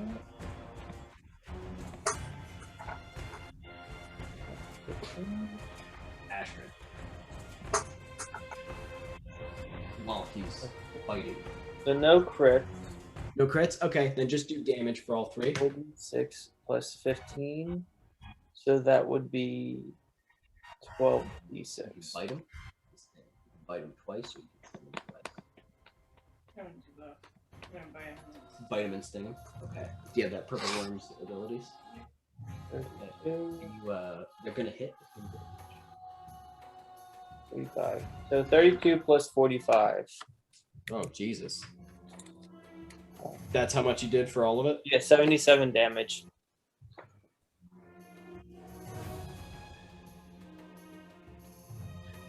And I'm still all radiated, so I don't know if that does anything. Yeah. Oh wait, I didn't add the plutonium rounds. So that's 107 damage. Okay. This one comes flying at you as you and whip out the rad mugger. He goes to slash you. You fucking clothesline him with the shotgun. As he kind of trips, spin around, and you blow a hole in one of his wings as he tumbles to the ground. And just as he's trying to pick himself up, you fucking leap onto him like an animal, putting the gun to his back and just boom, boom, boom, and just start blowing him to pieces and just roaring at him as the planetar's celestial blood starts flying, mixing in with Garland Brighthand's blood as you're just a fucking beast slamming into this thing. It is dead as you just fucking destroy it. You can see that another planetar goes for Locomotive Larry flying down as it is Legend of Zelda style, going straight down with its sword to pierce him through the head. You can see it go and a bunch of gunfire blasts it off to the side as you see Mr. Marbles just as he's just firing off Gatling fire just at everything as that one goes flying into the side. It is still alive And then there is another one that, kind of looking around, looking for something to attack. It flies over to aid the king and attack Astrid as Astrid is swinging and fighting the king. You can see that Astrid bashes the king in the face. The king slams Astrid, one of her claws aside, cracking the carapace. As you can see that she whips her tail around his massive scorpion tail, slamming him in the neck as he, and then reaching over and biting him, kind of just on the chest, ripping off a chunk of his golden flesh and swallowing it and eating it, just eating pieces of him as he's fighting her. And you can see this, his blood is like liquid light as it's pouring out of him as he's just wailing on her as they're going back and forth. And you can see this Planetar fly over, trying to help the king fight Astrid. Astrid, I want you to make a dexterity check for me. The what? I'm sorry. With the damage? No, I more just want to know what you're doing with him. Your guys. Roll. Oh yeah, I'm sorry. What is the damage? It was 19 and 18, and he has to make a constitution. Okay. 19 and 18? Okay, he's taking all of that fully.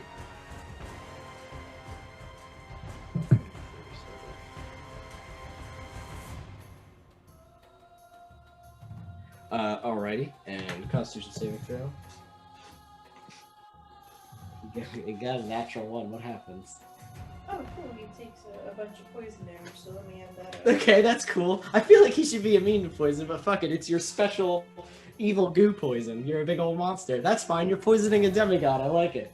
Let's go. Long-lasting poison is real nasty too. As far as what its effects do over rounds, real nasty. 30 poison. That's pretty bad. And then I'm making a what throw so you're gonna use the actually roll your strength for me, which is because of this, or your strength, whatever your strength is. And go. My strength? Yes, and add. Let's add 10 to it. 21. As this Planetar comes flying over, you are able to catch it in one of your massive claws. As it just starts stabbing its sword into your claw, you're just screaming at it. What would you like to do with it? You can throw it. You can attempt to eat it. You can punch it into the, you just want to throw it. Okay, fucking cool. You guys see as this Planetar gets caught, we can see Mav kind of emerging from one of the tunnels as she looks, and you see as one of the Planetar gets slammed into the wall and falls to the ground right near you, Mav. Would you like to attack it, or would you like to aid Astrid? Alex doesn't look like he needs help. It looks like the thing he is fighting is pulverized meat, but he just keeps shooting it. I'd like to pull a mom and try to impale this Planetar on something. Either my sword or just some rock formation. I love that. We can say, you know what we'll say? We can say that there are probably small spikes that have been laid throughout the arena, here or there, because it's an evil arena. So he lands near a spike or something. That's fine. I like that. Run him straight through. What would you like me to roll to do that? Well, are you trying to grab him, or are you stabbing him and then kicking You said he him? flew through the air, right? Yeah. Could I use acrobatics to haste jump and then kick him off? I fucking love that. You want to try to kick him into one of them? Yeah. I got a 32. Oh fuck. Okay, so you look and you can see Astrid wind up and toss this fucking angel, and as you run and you're actually able to does he, when he runs really fast, does he go on all fours? For some reason I imagine that. I don't know. Not? I keep forgetting also that he's mutated. I totally forget about the mutation sitting on my head. As you crawl across the wall incredibly, inhumanly fast, as you are able to jump from the wall, and as he's going flying, he's trying to catch himself with his wings. You kick down, just as he and change the angle of his trajectory as he just slams into one of the spikes, piercing him through the chest as it. But how will I serve my Lord Oestre? As he is coughing and dying. He doesn't look like he's dead entirely, so you can just go down there and do what you Can want. I just land on his head? I'll roll a melee attack if you want. Yeah, sure. Yeah. Go ahead and tell me the damage. 27 to hit. It just does 3 damage. Oh yeah, that hits. That definitely hits. Wait, hang on. Let me see. I think my armor technically does more unarmed damage. Go ahead and throw your sneak attack on there too, because he's not like defending. Okay. Let's see here. It's 1d10 for this spiked armor, and then 1d. Oh, hang on. 1, 2, 3, 4.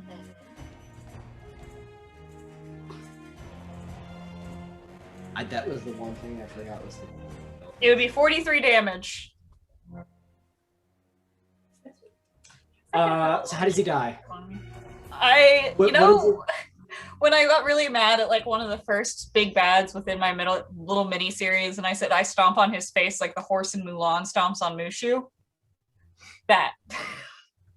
Like I want to land on his head and then Okay. That's what you do? Yep. He's got big gross claw feet. Why not? So he's looking, so the way he's laying, I imagine that the walls kind of like curl like this. Oh, sorry, am I losing connection right now? You were. A little bit. Okay. A little bit. Am I back?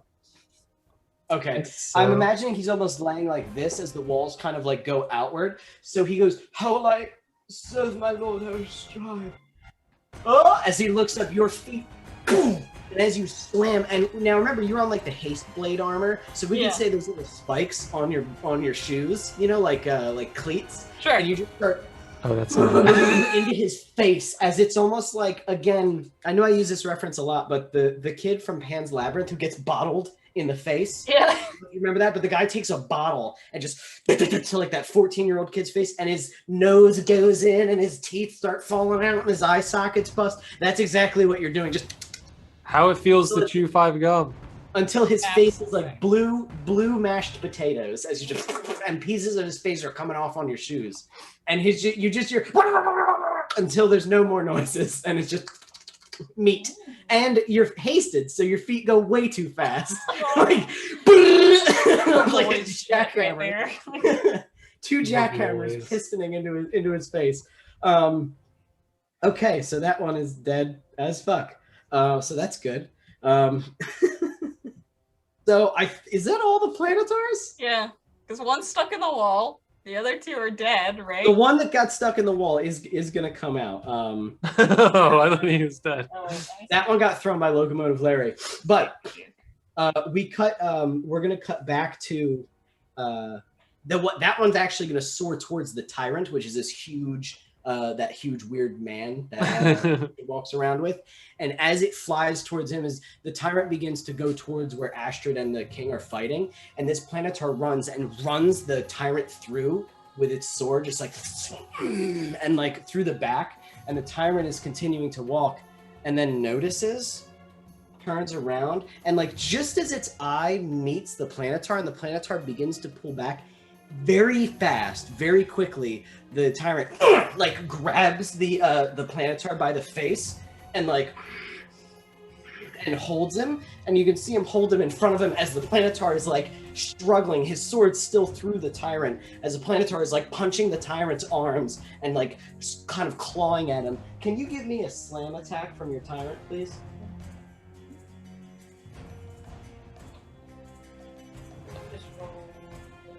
Just roll that damage. Here, I'll roll a d20 to see if you crit. You fucking do. So roll the damage and then double it. I rolled a natural 20 for you. You fucker. Is that a bite? What's for your tyrant? Your tyrant's damage doubled. And what does that do? All while you see Astrid and the king fucking battling it out like huge monsters in the background. The tyrant sort of grabbing the skull as the two Shisuva start like circling it. Underneath them is this angel, this celestial, this creature of gods is being held by this abomination, a simple undead. The damage, baby. And then is that doubled? Mm-hmm. Okay, so 34 is what you got? Yeah. Okay, so he takes the planetar and I quit. and just starts slamming it into the ground over and over again on its head until it and it's coughing up blood as the tyrant kind of steps back, and you see the tyrant lift up its foot to crush this angelic creature, and then it stops. It puts its foot on the ground and it takes 2 steps back, towering over this thing as it I will slay you for my lord Astrid.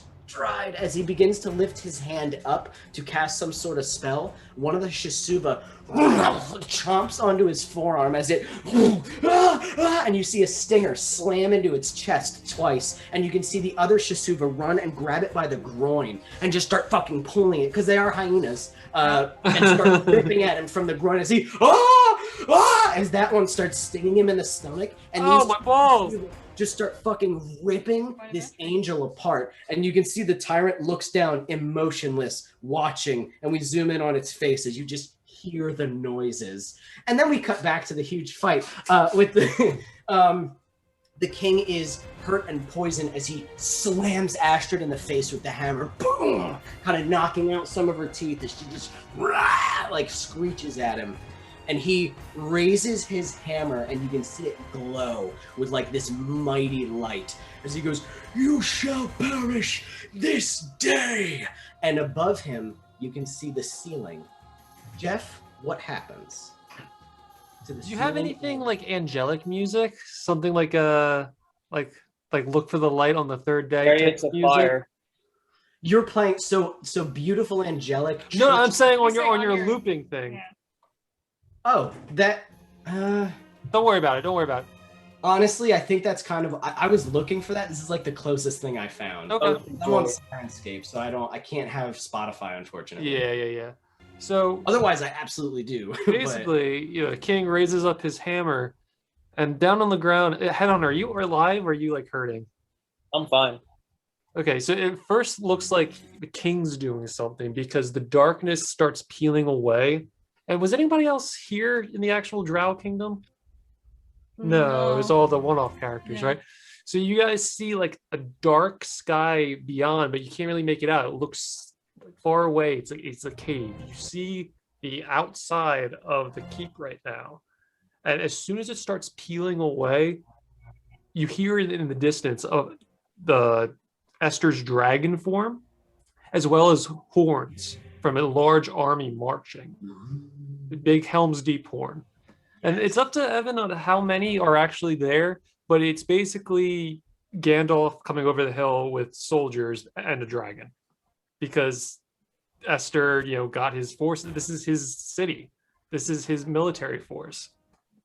As the ceiling opens, Amazing. and you can see them flying. Plus, I get to enter the kaiju fight now. And in riding on these like reptilian bat-like sort of mixture creatures are hundreds of drow, if not thousands more upon the ground waiting to march into the keep. But you have your air superiority, and among them the massive winged creature, this dragon, this black sort of bird-like dragon, kind of descending down, just and flying down. Esther, what's the first thing you want to do to the king? If his hammer's up in the air, I want to just snatch it and pull Oh off. fuck! Okay, yeah, okay. Oh, I like that. Okay, you fuck. Okay, all right. This sucks. All right. So we're gonna do straight. Do you have your monster form? You know what? Don't. Hold So on, that's hold up on, to hold on. you 2 how we seconds. want to roll 2 this. seconds. 2 seconds. 2 seconds. I have this. Ooh, I'm sorry. I got this. Draconum Corvus, the dragon All right, make a strength check with advantage. You will get this creature. Your dragon form has a +6 to strength. Okay. So I will. Not good. So Okay, did you beat an again 11? for advantage? Come on, disappear, you fuck. Yeah, it's gonna be 12. Ooh. Beat an 11? Yeah. Okay, 11 was what I got. Haha! As you and just rip it out of his hands as this noise emanates from this dragon, just like when Esther would below his breath go, that's the noise that just came out of a dragon, but it's subtle, but everyone can hear it because he's so big. So Which is a dragon. like just the most asshole-ish, like, got him, as you take his fucking hammer from him, and he turns to Astrid like, Astrid, what would you like to do? You want to bite him? Or sting him? You gonna sting him? Okay.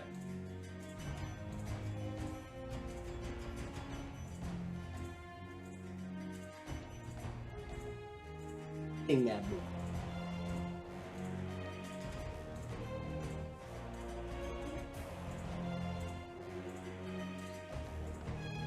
+9. 21. Okay. Constitution saving throw at disadvantage. Because he lost his hammer. That is gonna be a 13. Okay, you failed. Okay. Okay, so you sting him where, in the neck or in the face?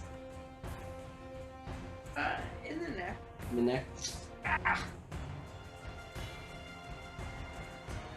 and then 43 poison. Okay. 21 and then 43? 21 damage and then 43 poison? Yep. Okay. Okay. Astrid?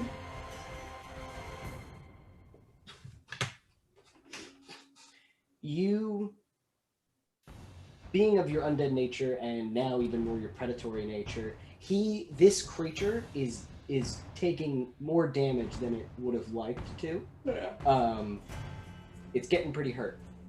It's not like anywhere near like the death of a mortal, you know what I mean? Like, it still has a lot of health, but it's a lot less health than it did originally.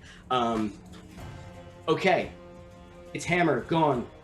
Esther, you're swinging around. Mav, Headhunter, Esther, and Astrid, what are you all doing to this thing to try to stop it?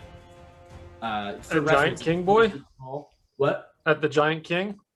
Yes. Okay.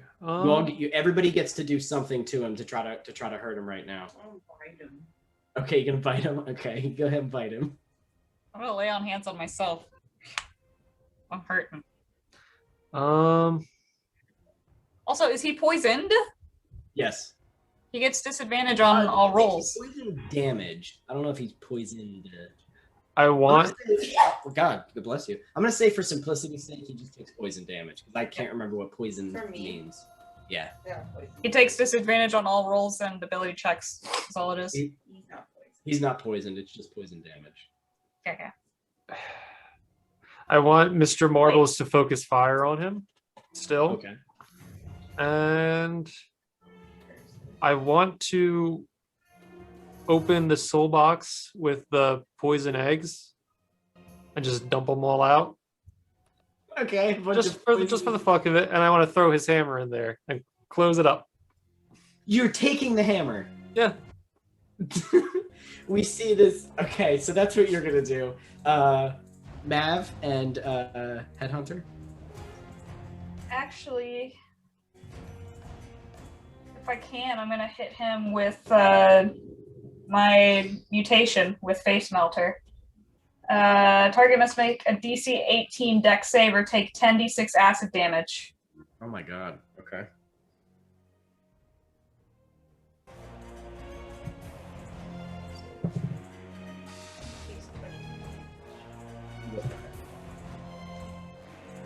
Okay. I'm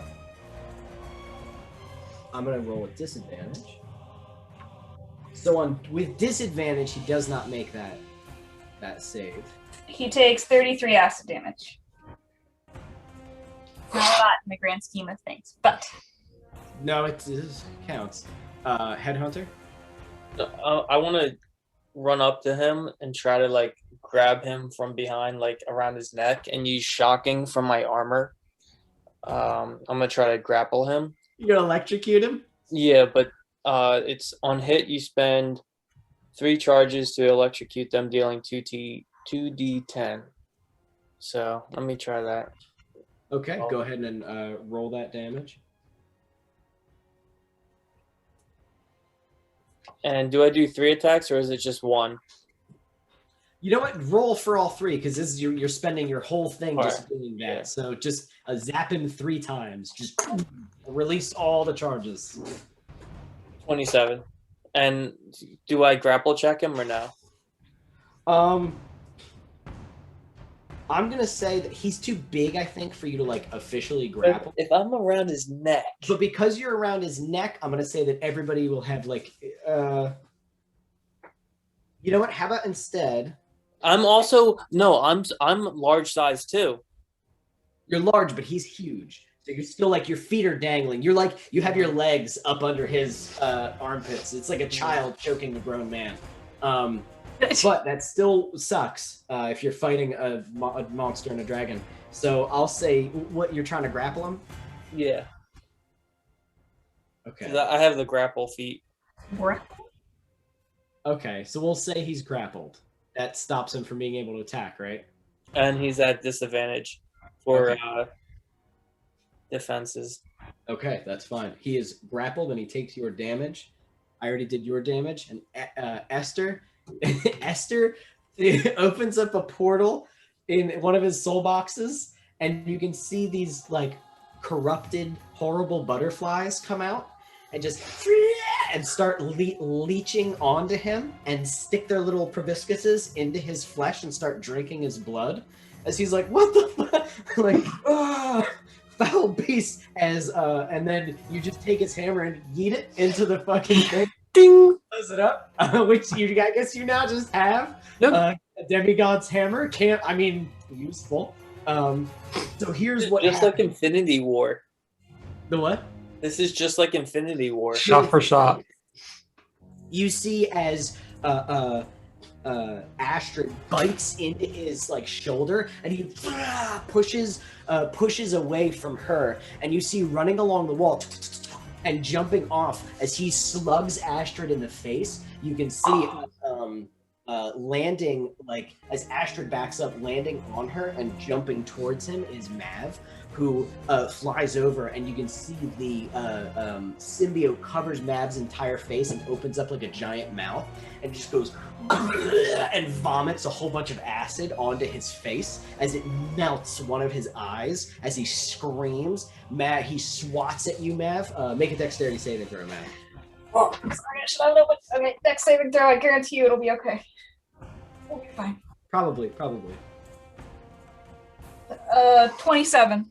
Oh my god, he swings at you, and you like do a backflip over his massive golden hand as it crushes a piece of the wall as you land, and then into one of the hives again. Like he's just like and then creature. Like as he recoils to go towards Esther to try to grab before Esther tosses the hammer. You can see him reach, and then you see a headhunter wrap around his neck, yanking him backwards. And as he goes to grab you, headhunter, you and just start like tasing the back of his fucking head as he's like just like fuck, as you're just electrocuting the shit out of him with your armor's full energy, just screaming as you can see the skin sort of smoking as he kind of starts to stumble and fall backwards. Oh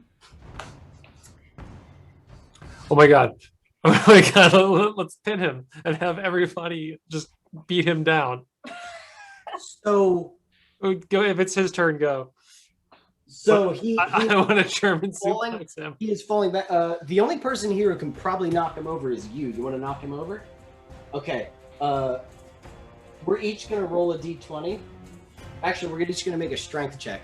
You get +9. Tackle went down. Oh no, I'm sorry. You get your strength. I'm sorry. Yeah, but you said +10 to my strength. Yeah, that's what it should be. I apologize. Alex, me, you, Mr. Marbles, and the Tyrant will each get an arm. What Each is get a he limb. Wait, you roll with advantage because he is find more all songs fucked for with all Matt's kinds of people, and playlist. I have to roll with disadvantage because he's grappled. Good, because it was a natural 1. Okay, I got a 5. Good. Okay, 5 plus 10, which is 15. But so Astrid fucking rams him as he slams onto the ground. No! As he's screaming, "My lord will protect me!" As he's kind of roaring to the sky. And now he is on the ground. Astrid crawls on top. Headhunter, do you switch around to being on top of him to like hold him down better? He's on the floor? Yes. Oh, yeah. Okay.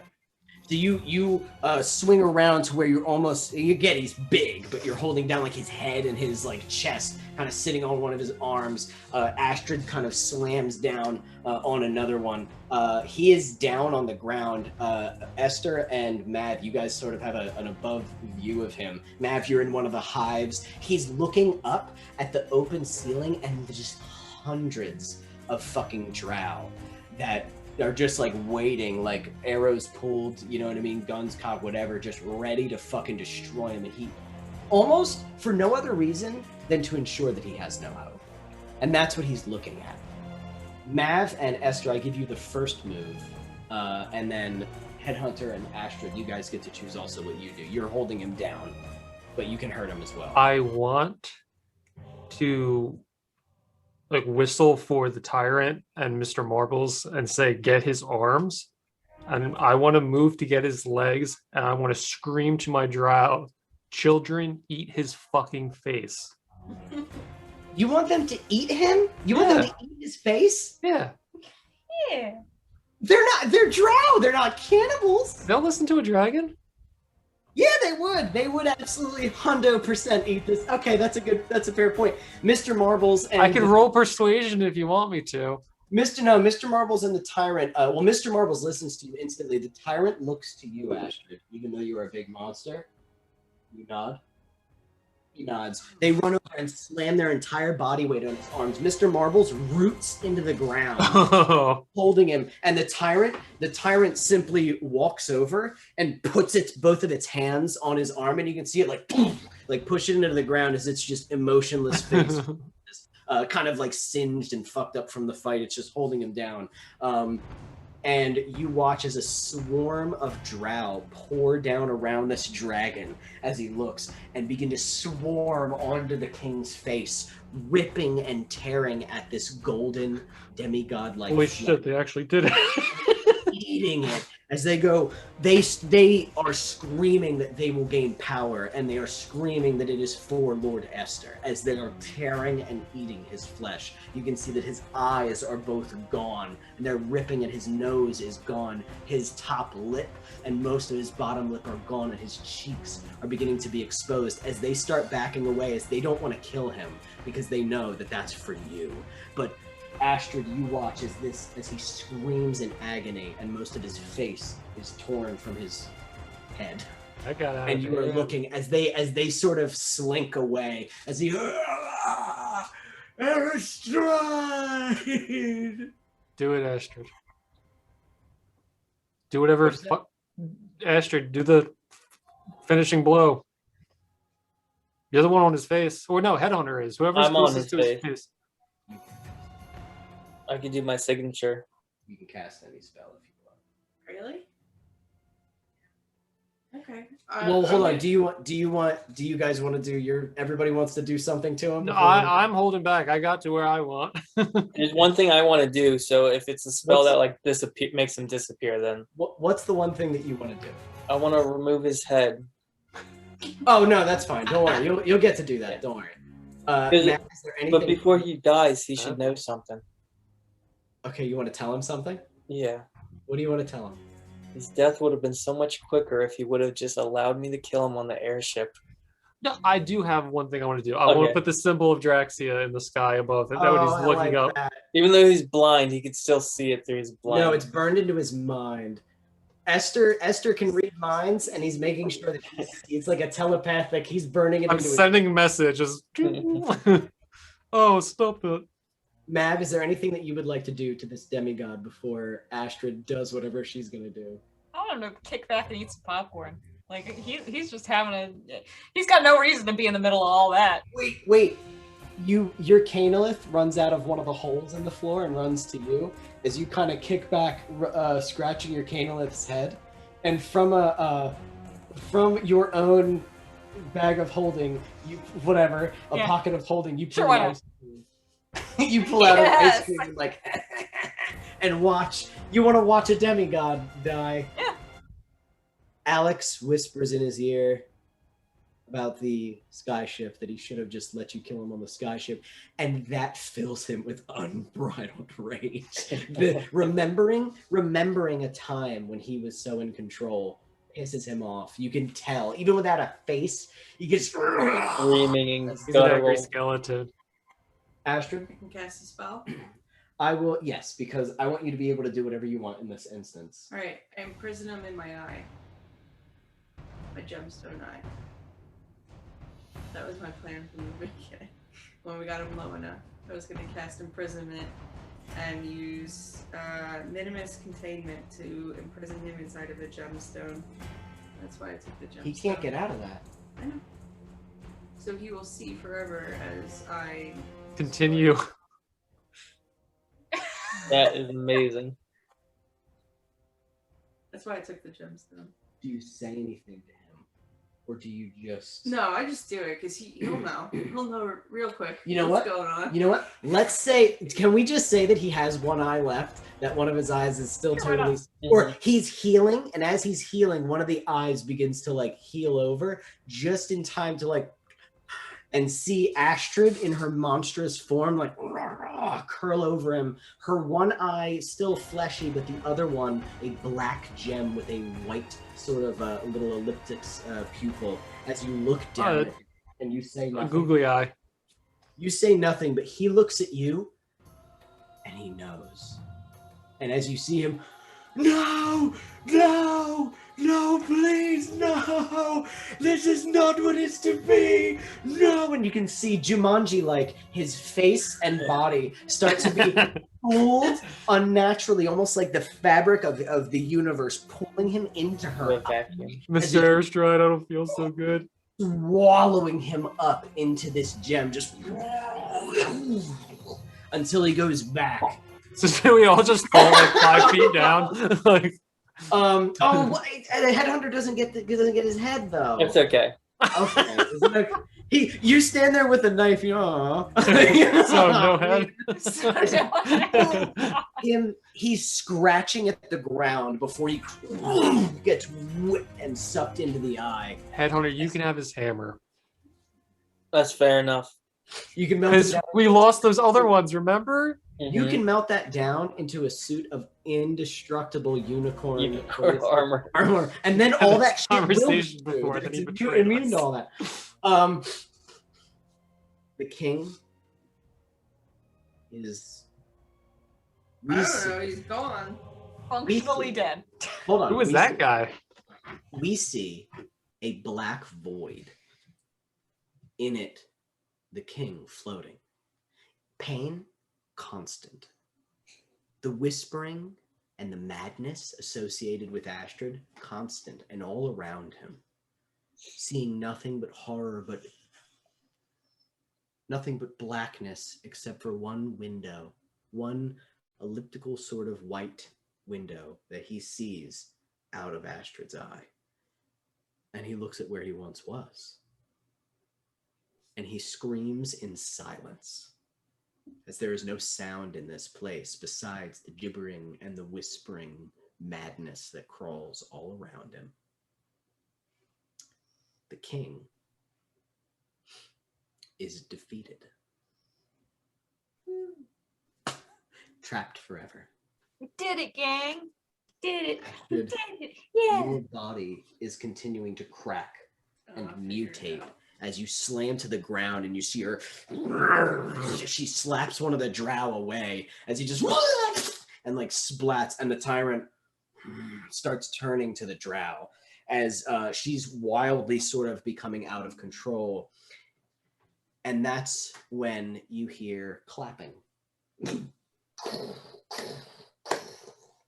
And you look to see Draxia, 15 feet tall and in the flesh, as she walks towards you.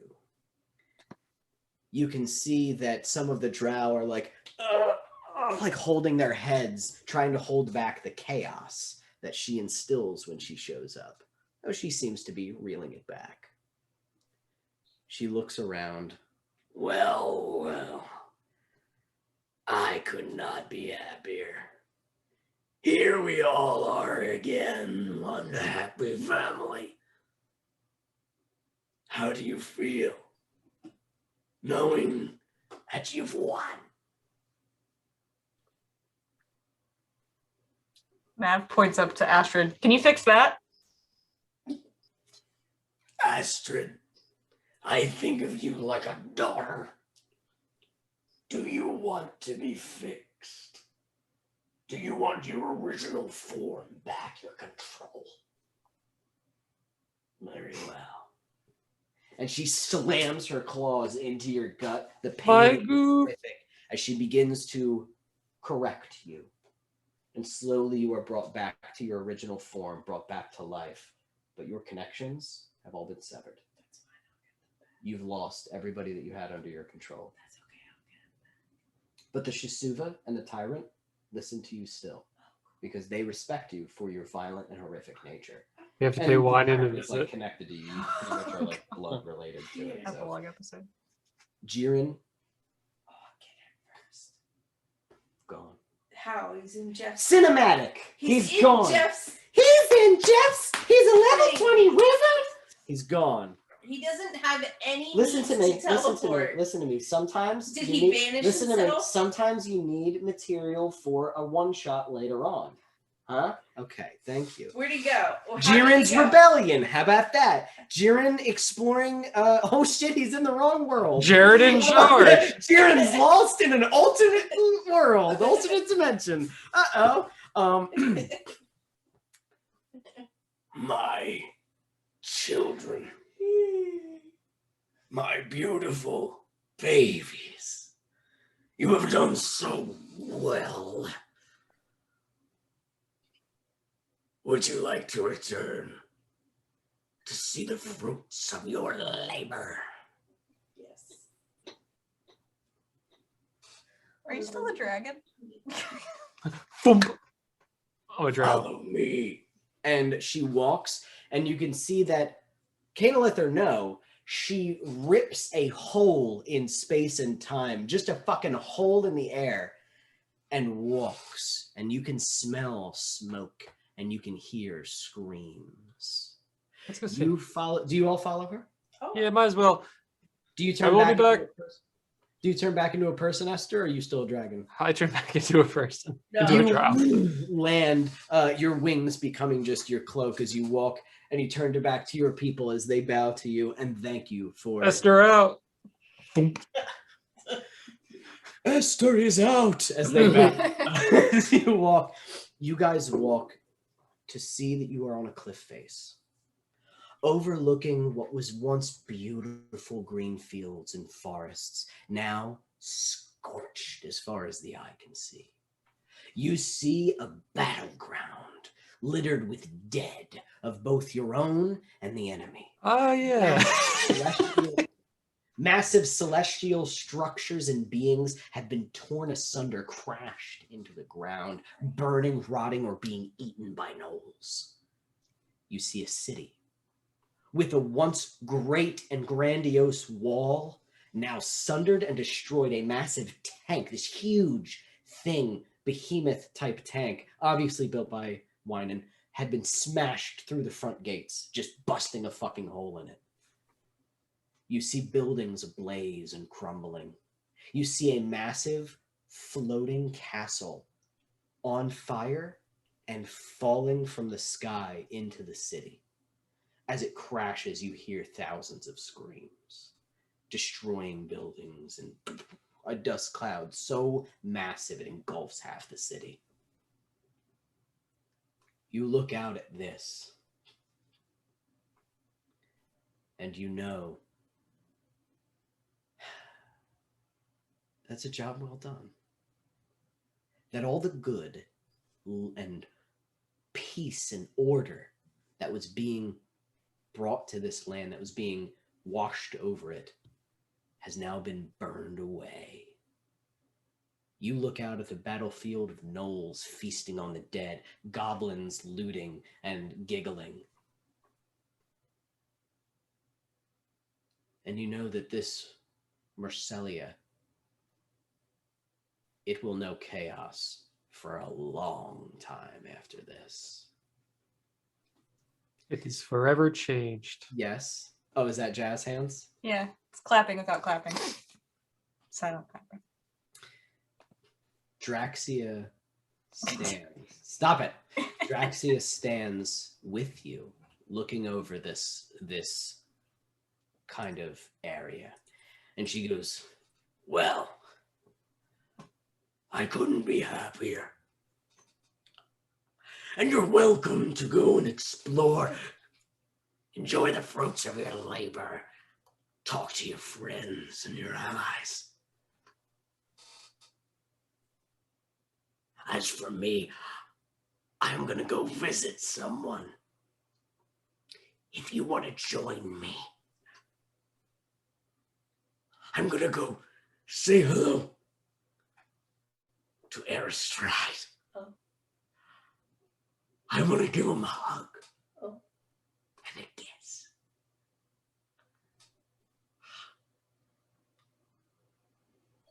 Tell me, would you like to stay here? Go your own way. You owe me nothing anymore. Would you like to enjoy your lives as they are now? Or would you like to follow me on my final mission? Well, having to do with Astrid. And see that pompous shit.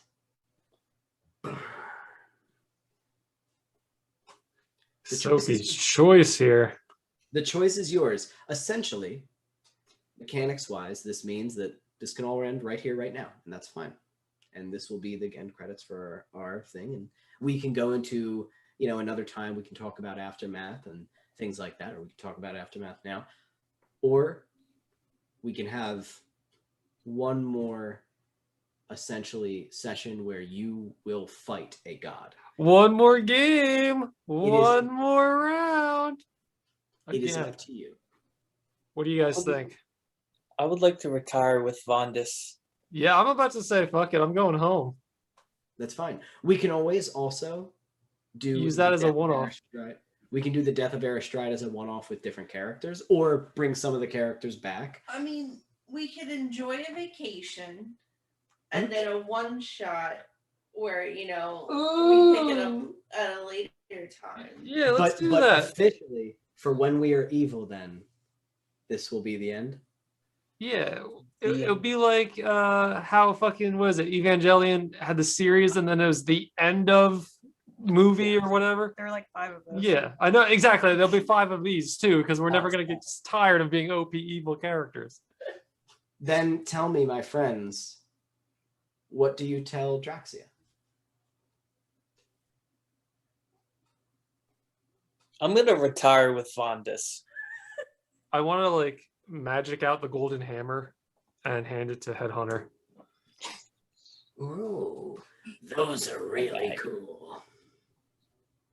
Thank you, our goddess.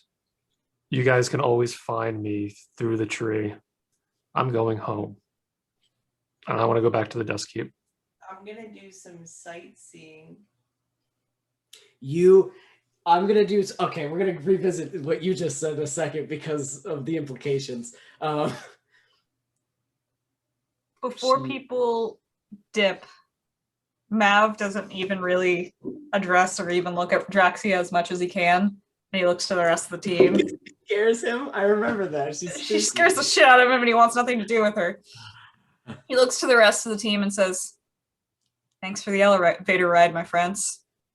That's all I ever wanted." So about that blood war, Mav turns roll around credits. and walks away. No, not roll. That is not our last thing. I know. She goes. That's gonna be a good one off. As you, Mav, as you start like, thanks, peace out, a huge claw goes in front of you, Draxia, and she goes, Mavicos, I was wondering if we could share words about this. Oh yeah, you can't go home. I'm gonna feel like a dick. But for now, go free. I know where to find you. He looks really pissed at her. And he still walks away. She delights in that. It makes her very happy. She looks to you, Headhunter. Headhunter, you are magnificent, and though I know you don't like teleportation, is there anywhere you would like to go? I want to go back to the Fae. Are you fucking serious? Mine works different in the Fae. Wild? What did you say, Evan? I said, are you fucking serious? You want to go to the Feywild, she says. Yeah, that's where I'm going to retire. Vondis pops out and goes, oh, I actually have a castle there now. We can explore the castle. Ooh, we can do Let's interior do design. it. It's going to be lovely. That's what I want. Okay, I'm sure actually, I know for a fact that having you and Vondis in the Feywild can lead to wondrous chaos. So, very well. And she waves her hand, and you see a portal to the Feywild open. I'm going to grab Vondis's little paw and look at him, wave goodbye to my team, and walk into the portal. Goodbye, Goodbye, everyone. Headhunter. I kind of hope that we see you all again. I hope that we see Mav again, and maybe Esther, but definitely not Astrid and the portal. as you just, Mavicus, do you just start walking away? Me and my Canolith are walking into the sunset. Cool. You guys walk. Do you want to go to this weird Underdark? You can't go to hell yet, so. Mav stops, spins on his heel and looks at you. Yeah, but you gotta explain what fucking lizard thing you turn into, because that's just unnatural. We gotta have like a It's long talk dragon. about. I don't I'm even a know what that is. We dragon. gotta have a long talk about what's going on. He In gives time. Esther shit, but is fully on board for living somewhere where there's a lot less sunlight. There might be a hell. There might be a hell in my world. Might be different. You, as you were discussing and opening the portal, you do Best hear side like a, quest ever. and you look off in the distance, and over the city, spewing ice on them, is a massive white dragon. My dad. You nod a little bit as you like, oh, gotta come back for him. Louis Guzman face superimposed on the sky as he soars over. Be good, my son. That's the credit roll. I fucking love you. You're fucking beautiful, my Remember son. who you want. So you guys walk towards the portal to go into your Underdark? Yeah, like I said, we can always reconvene through the portals at the tree, so. Always. So left standing on this cliff is Draxi and Astrid. Astrid, what did you say before? I'm gonna do some sightseeing. Tell me, is he screaming? Oh, I don't know. I can't hear him. You can feel him, and it's great. Oh, it's great. You are also definitely in his mind at this point. You essentially, by doing this, you definitely have control over him or whatever. You've infected his mind, 100%. He's trapped in your eyeball. Like, I don't know. You control his world right now. Okay.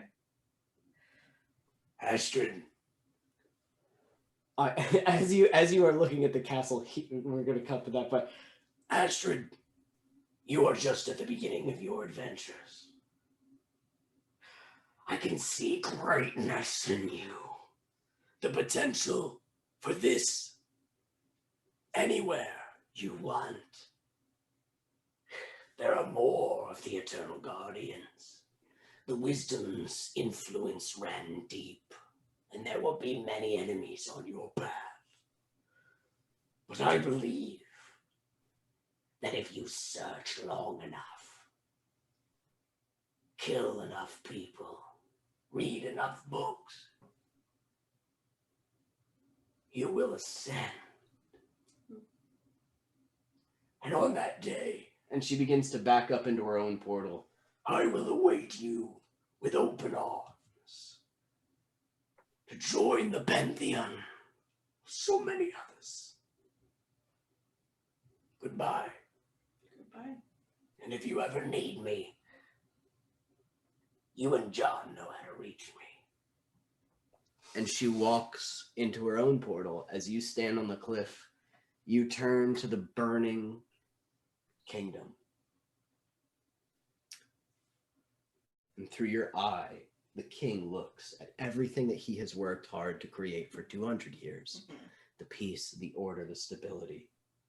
It's all gone. And that sorrow is nothing compared to the fact that he now knows that his God did not save him. No. And that he was abandoned and left. And that sorrow, that pain is the deepest and most delicious well that you drink from as you watch the city burn. Your two Shisuva coming around you as you pet them, and your tyrant standing at attention, waiting for its next instruction.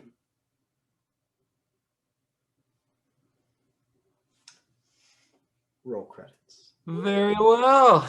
Yay. We finished a campaign. We finished a campaign, buddy! I can't believe it! I don't think that's ever happened in the 12 years of D&D we've been playing. I don't think it's ever happened in the history of D&D. I think we're the An evil first. campaign at that. An evil campaign is supposed to be very hard to keep together, apparently. Well, They need But to I get had good. great players. Luckily for me, I had wonderful players. and we have a wonderful DM. Oh, thank you. The We best. fucking did it, you guys. We fucking did it. The king, I think worse than dead. Yeah, I'd say. Functionally dead. I had the Aristride fight ready, just in case. I figured. That'll be a good like Christmas in July or actually Christmas time one. Oh to my come god, back to. Christmas would be so good. Yes. Maybe like Twitch. We had the Twitch channel up or something. Do that like as a holiday stream or a Halloween, something like that. We'll figure it out. But Every good story has a DLC. yes, that's this deal. That's a great way to think about it.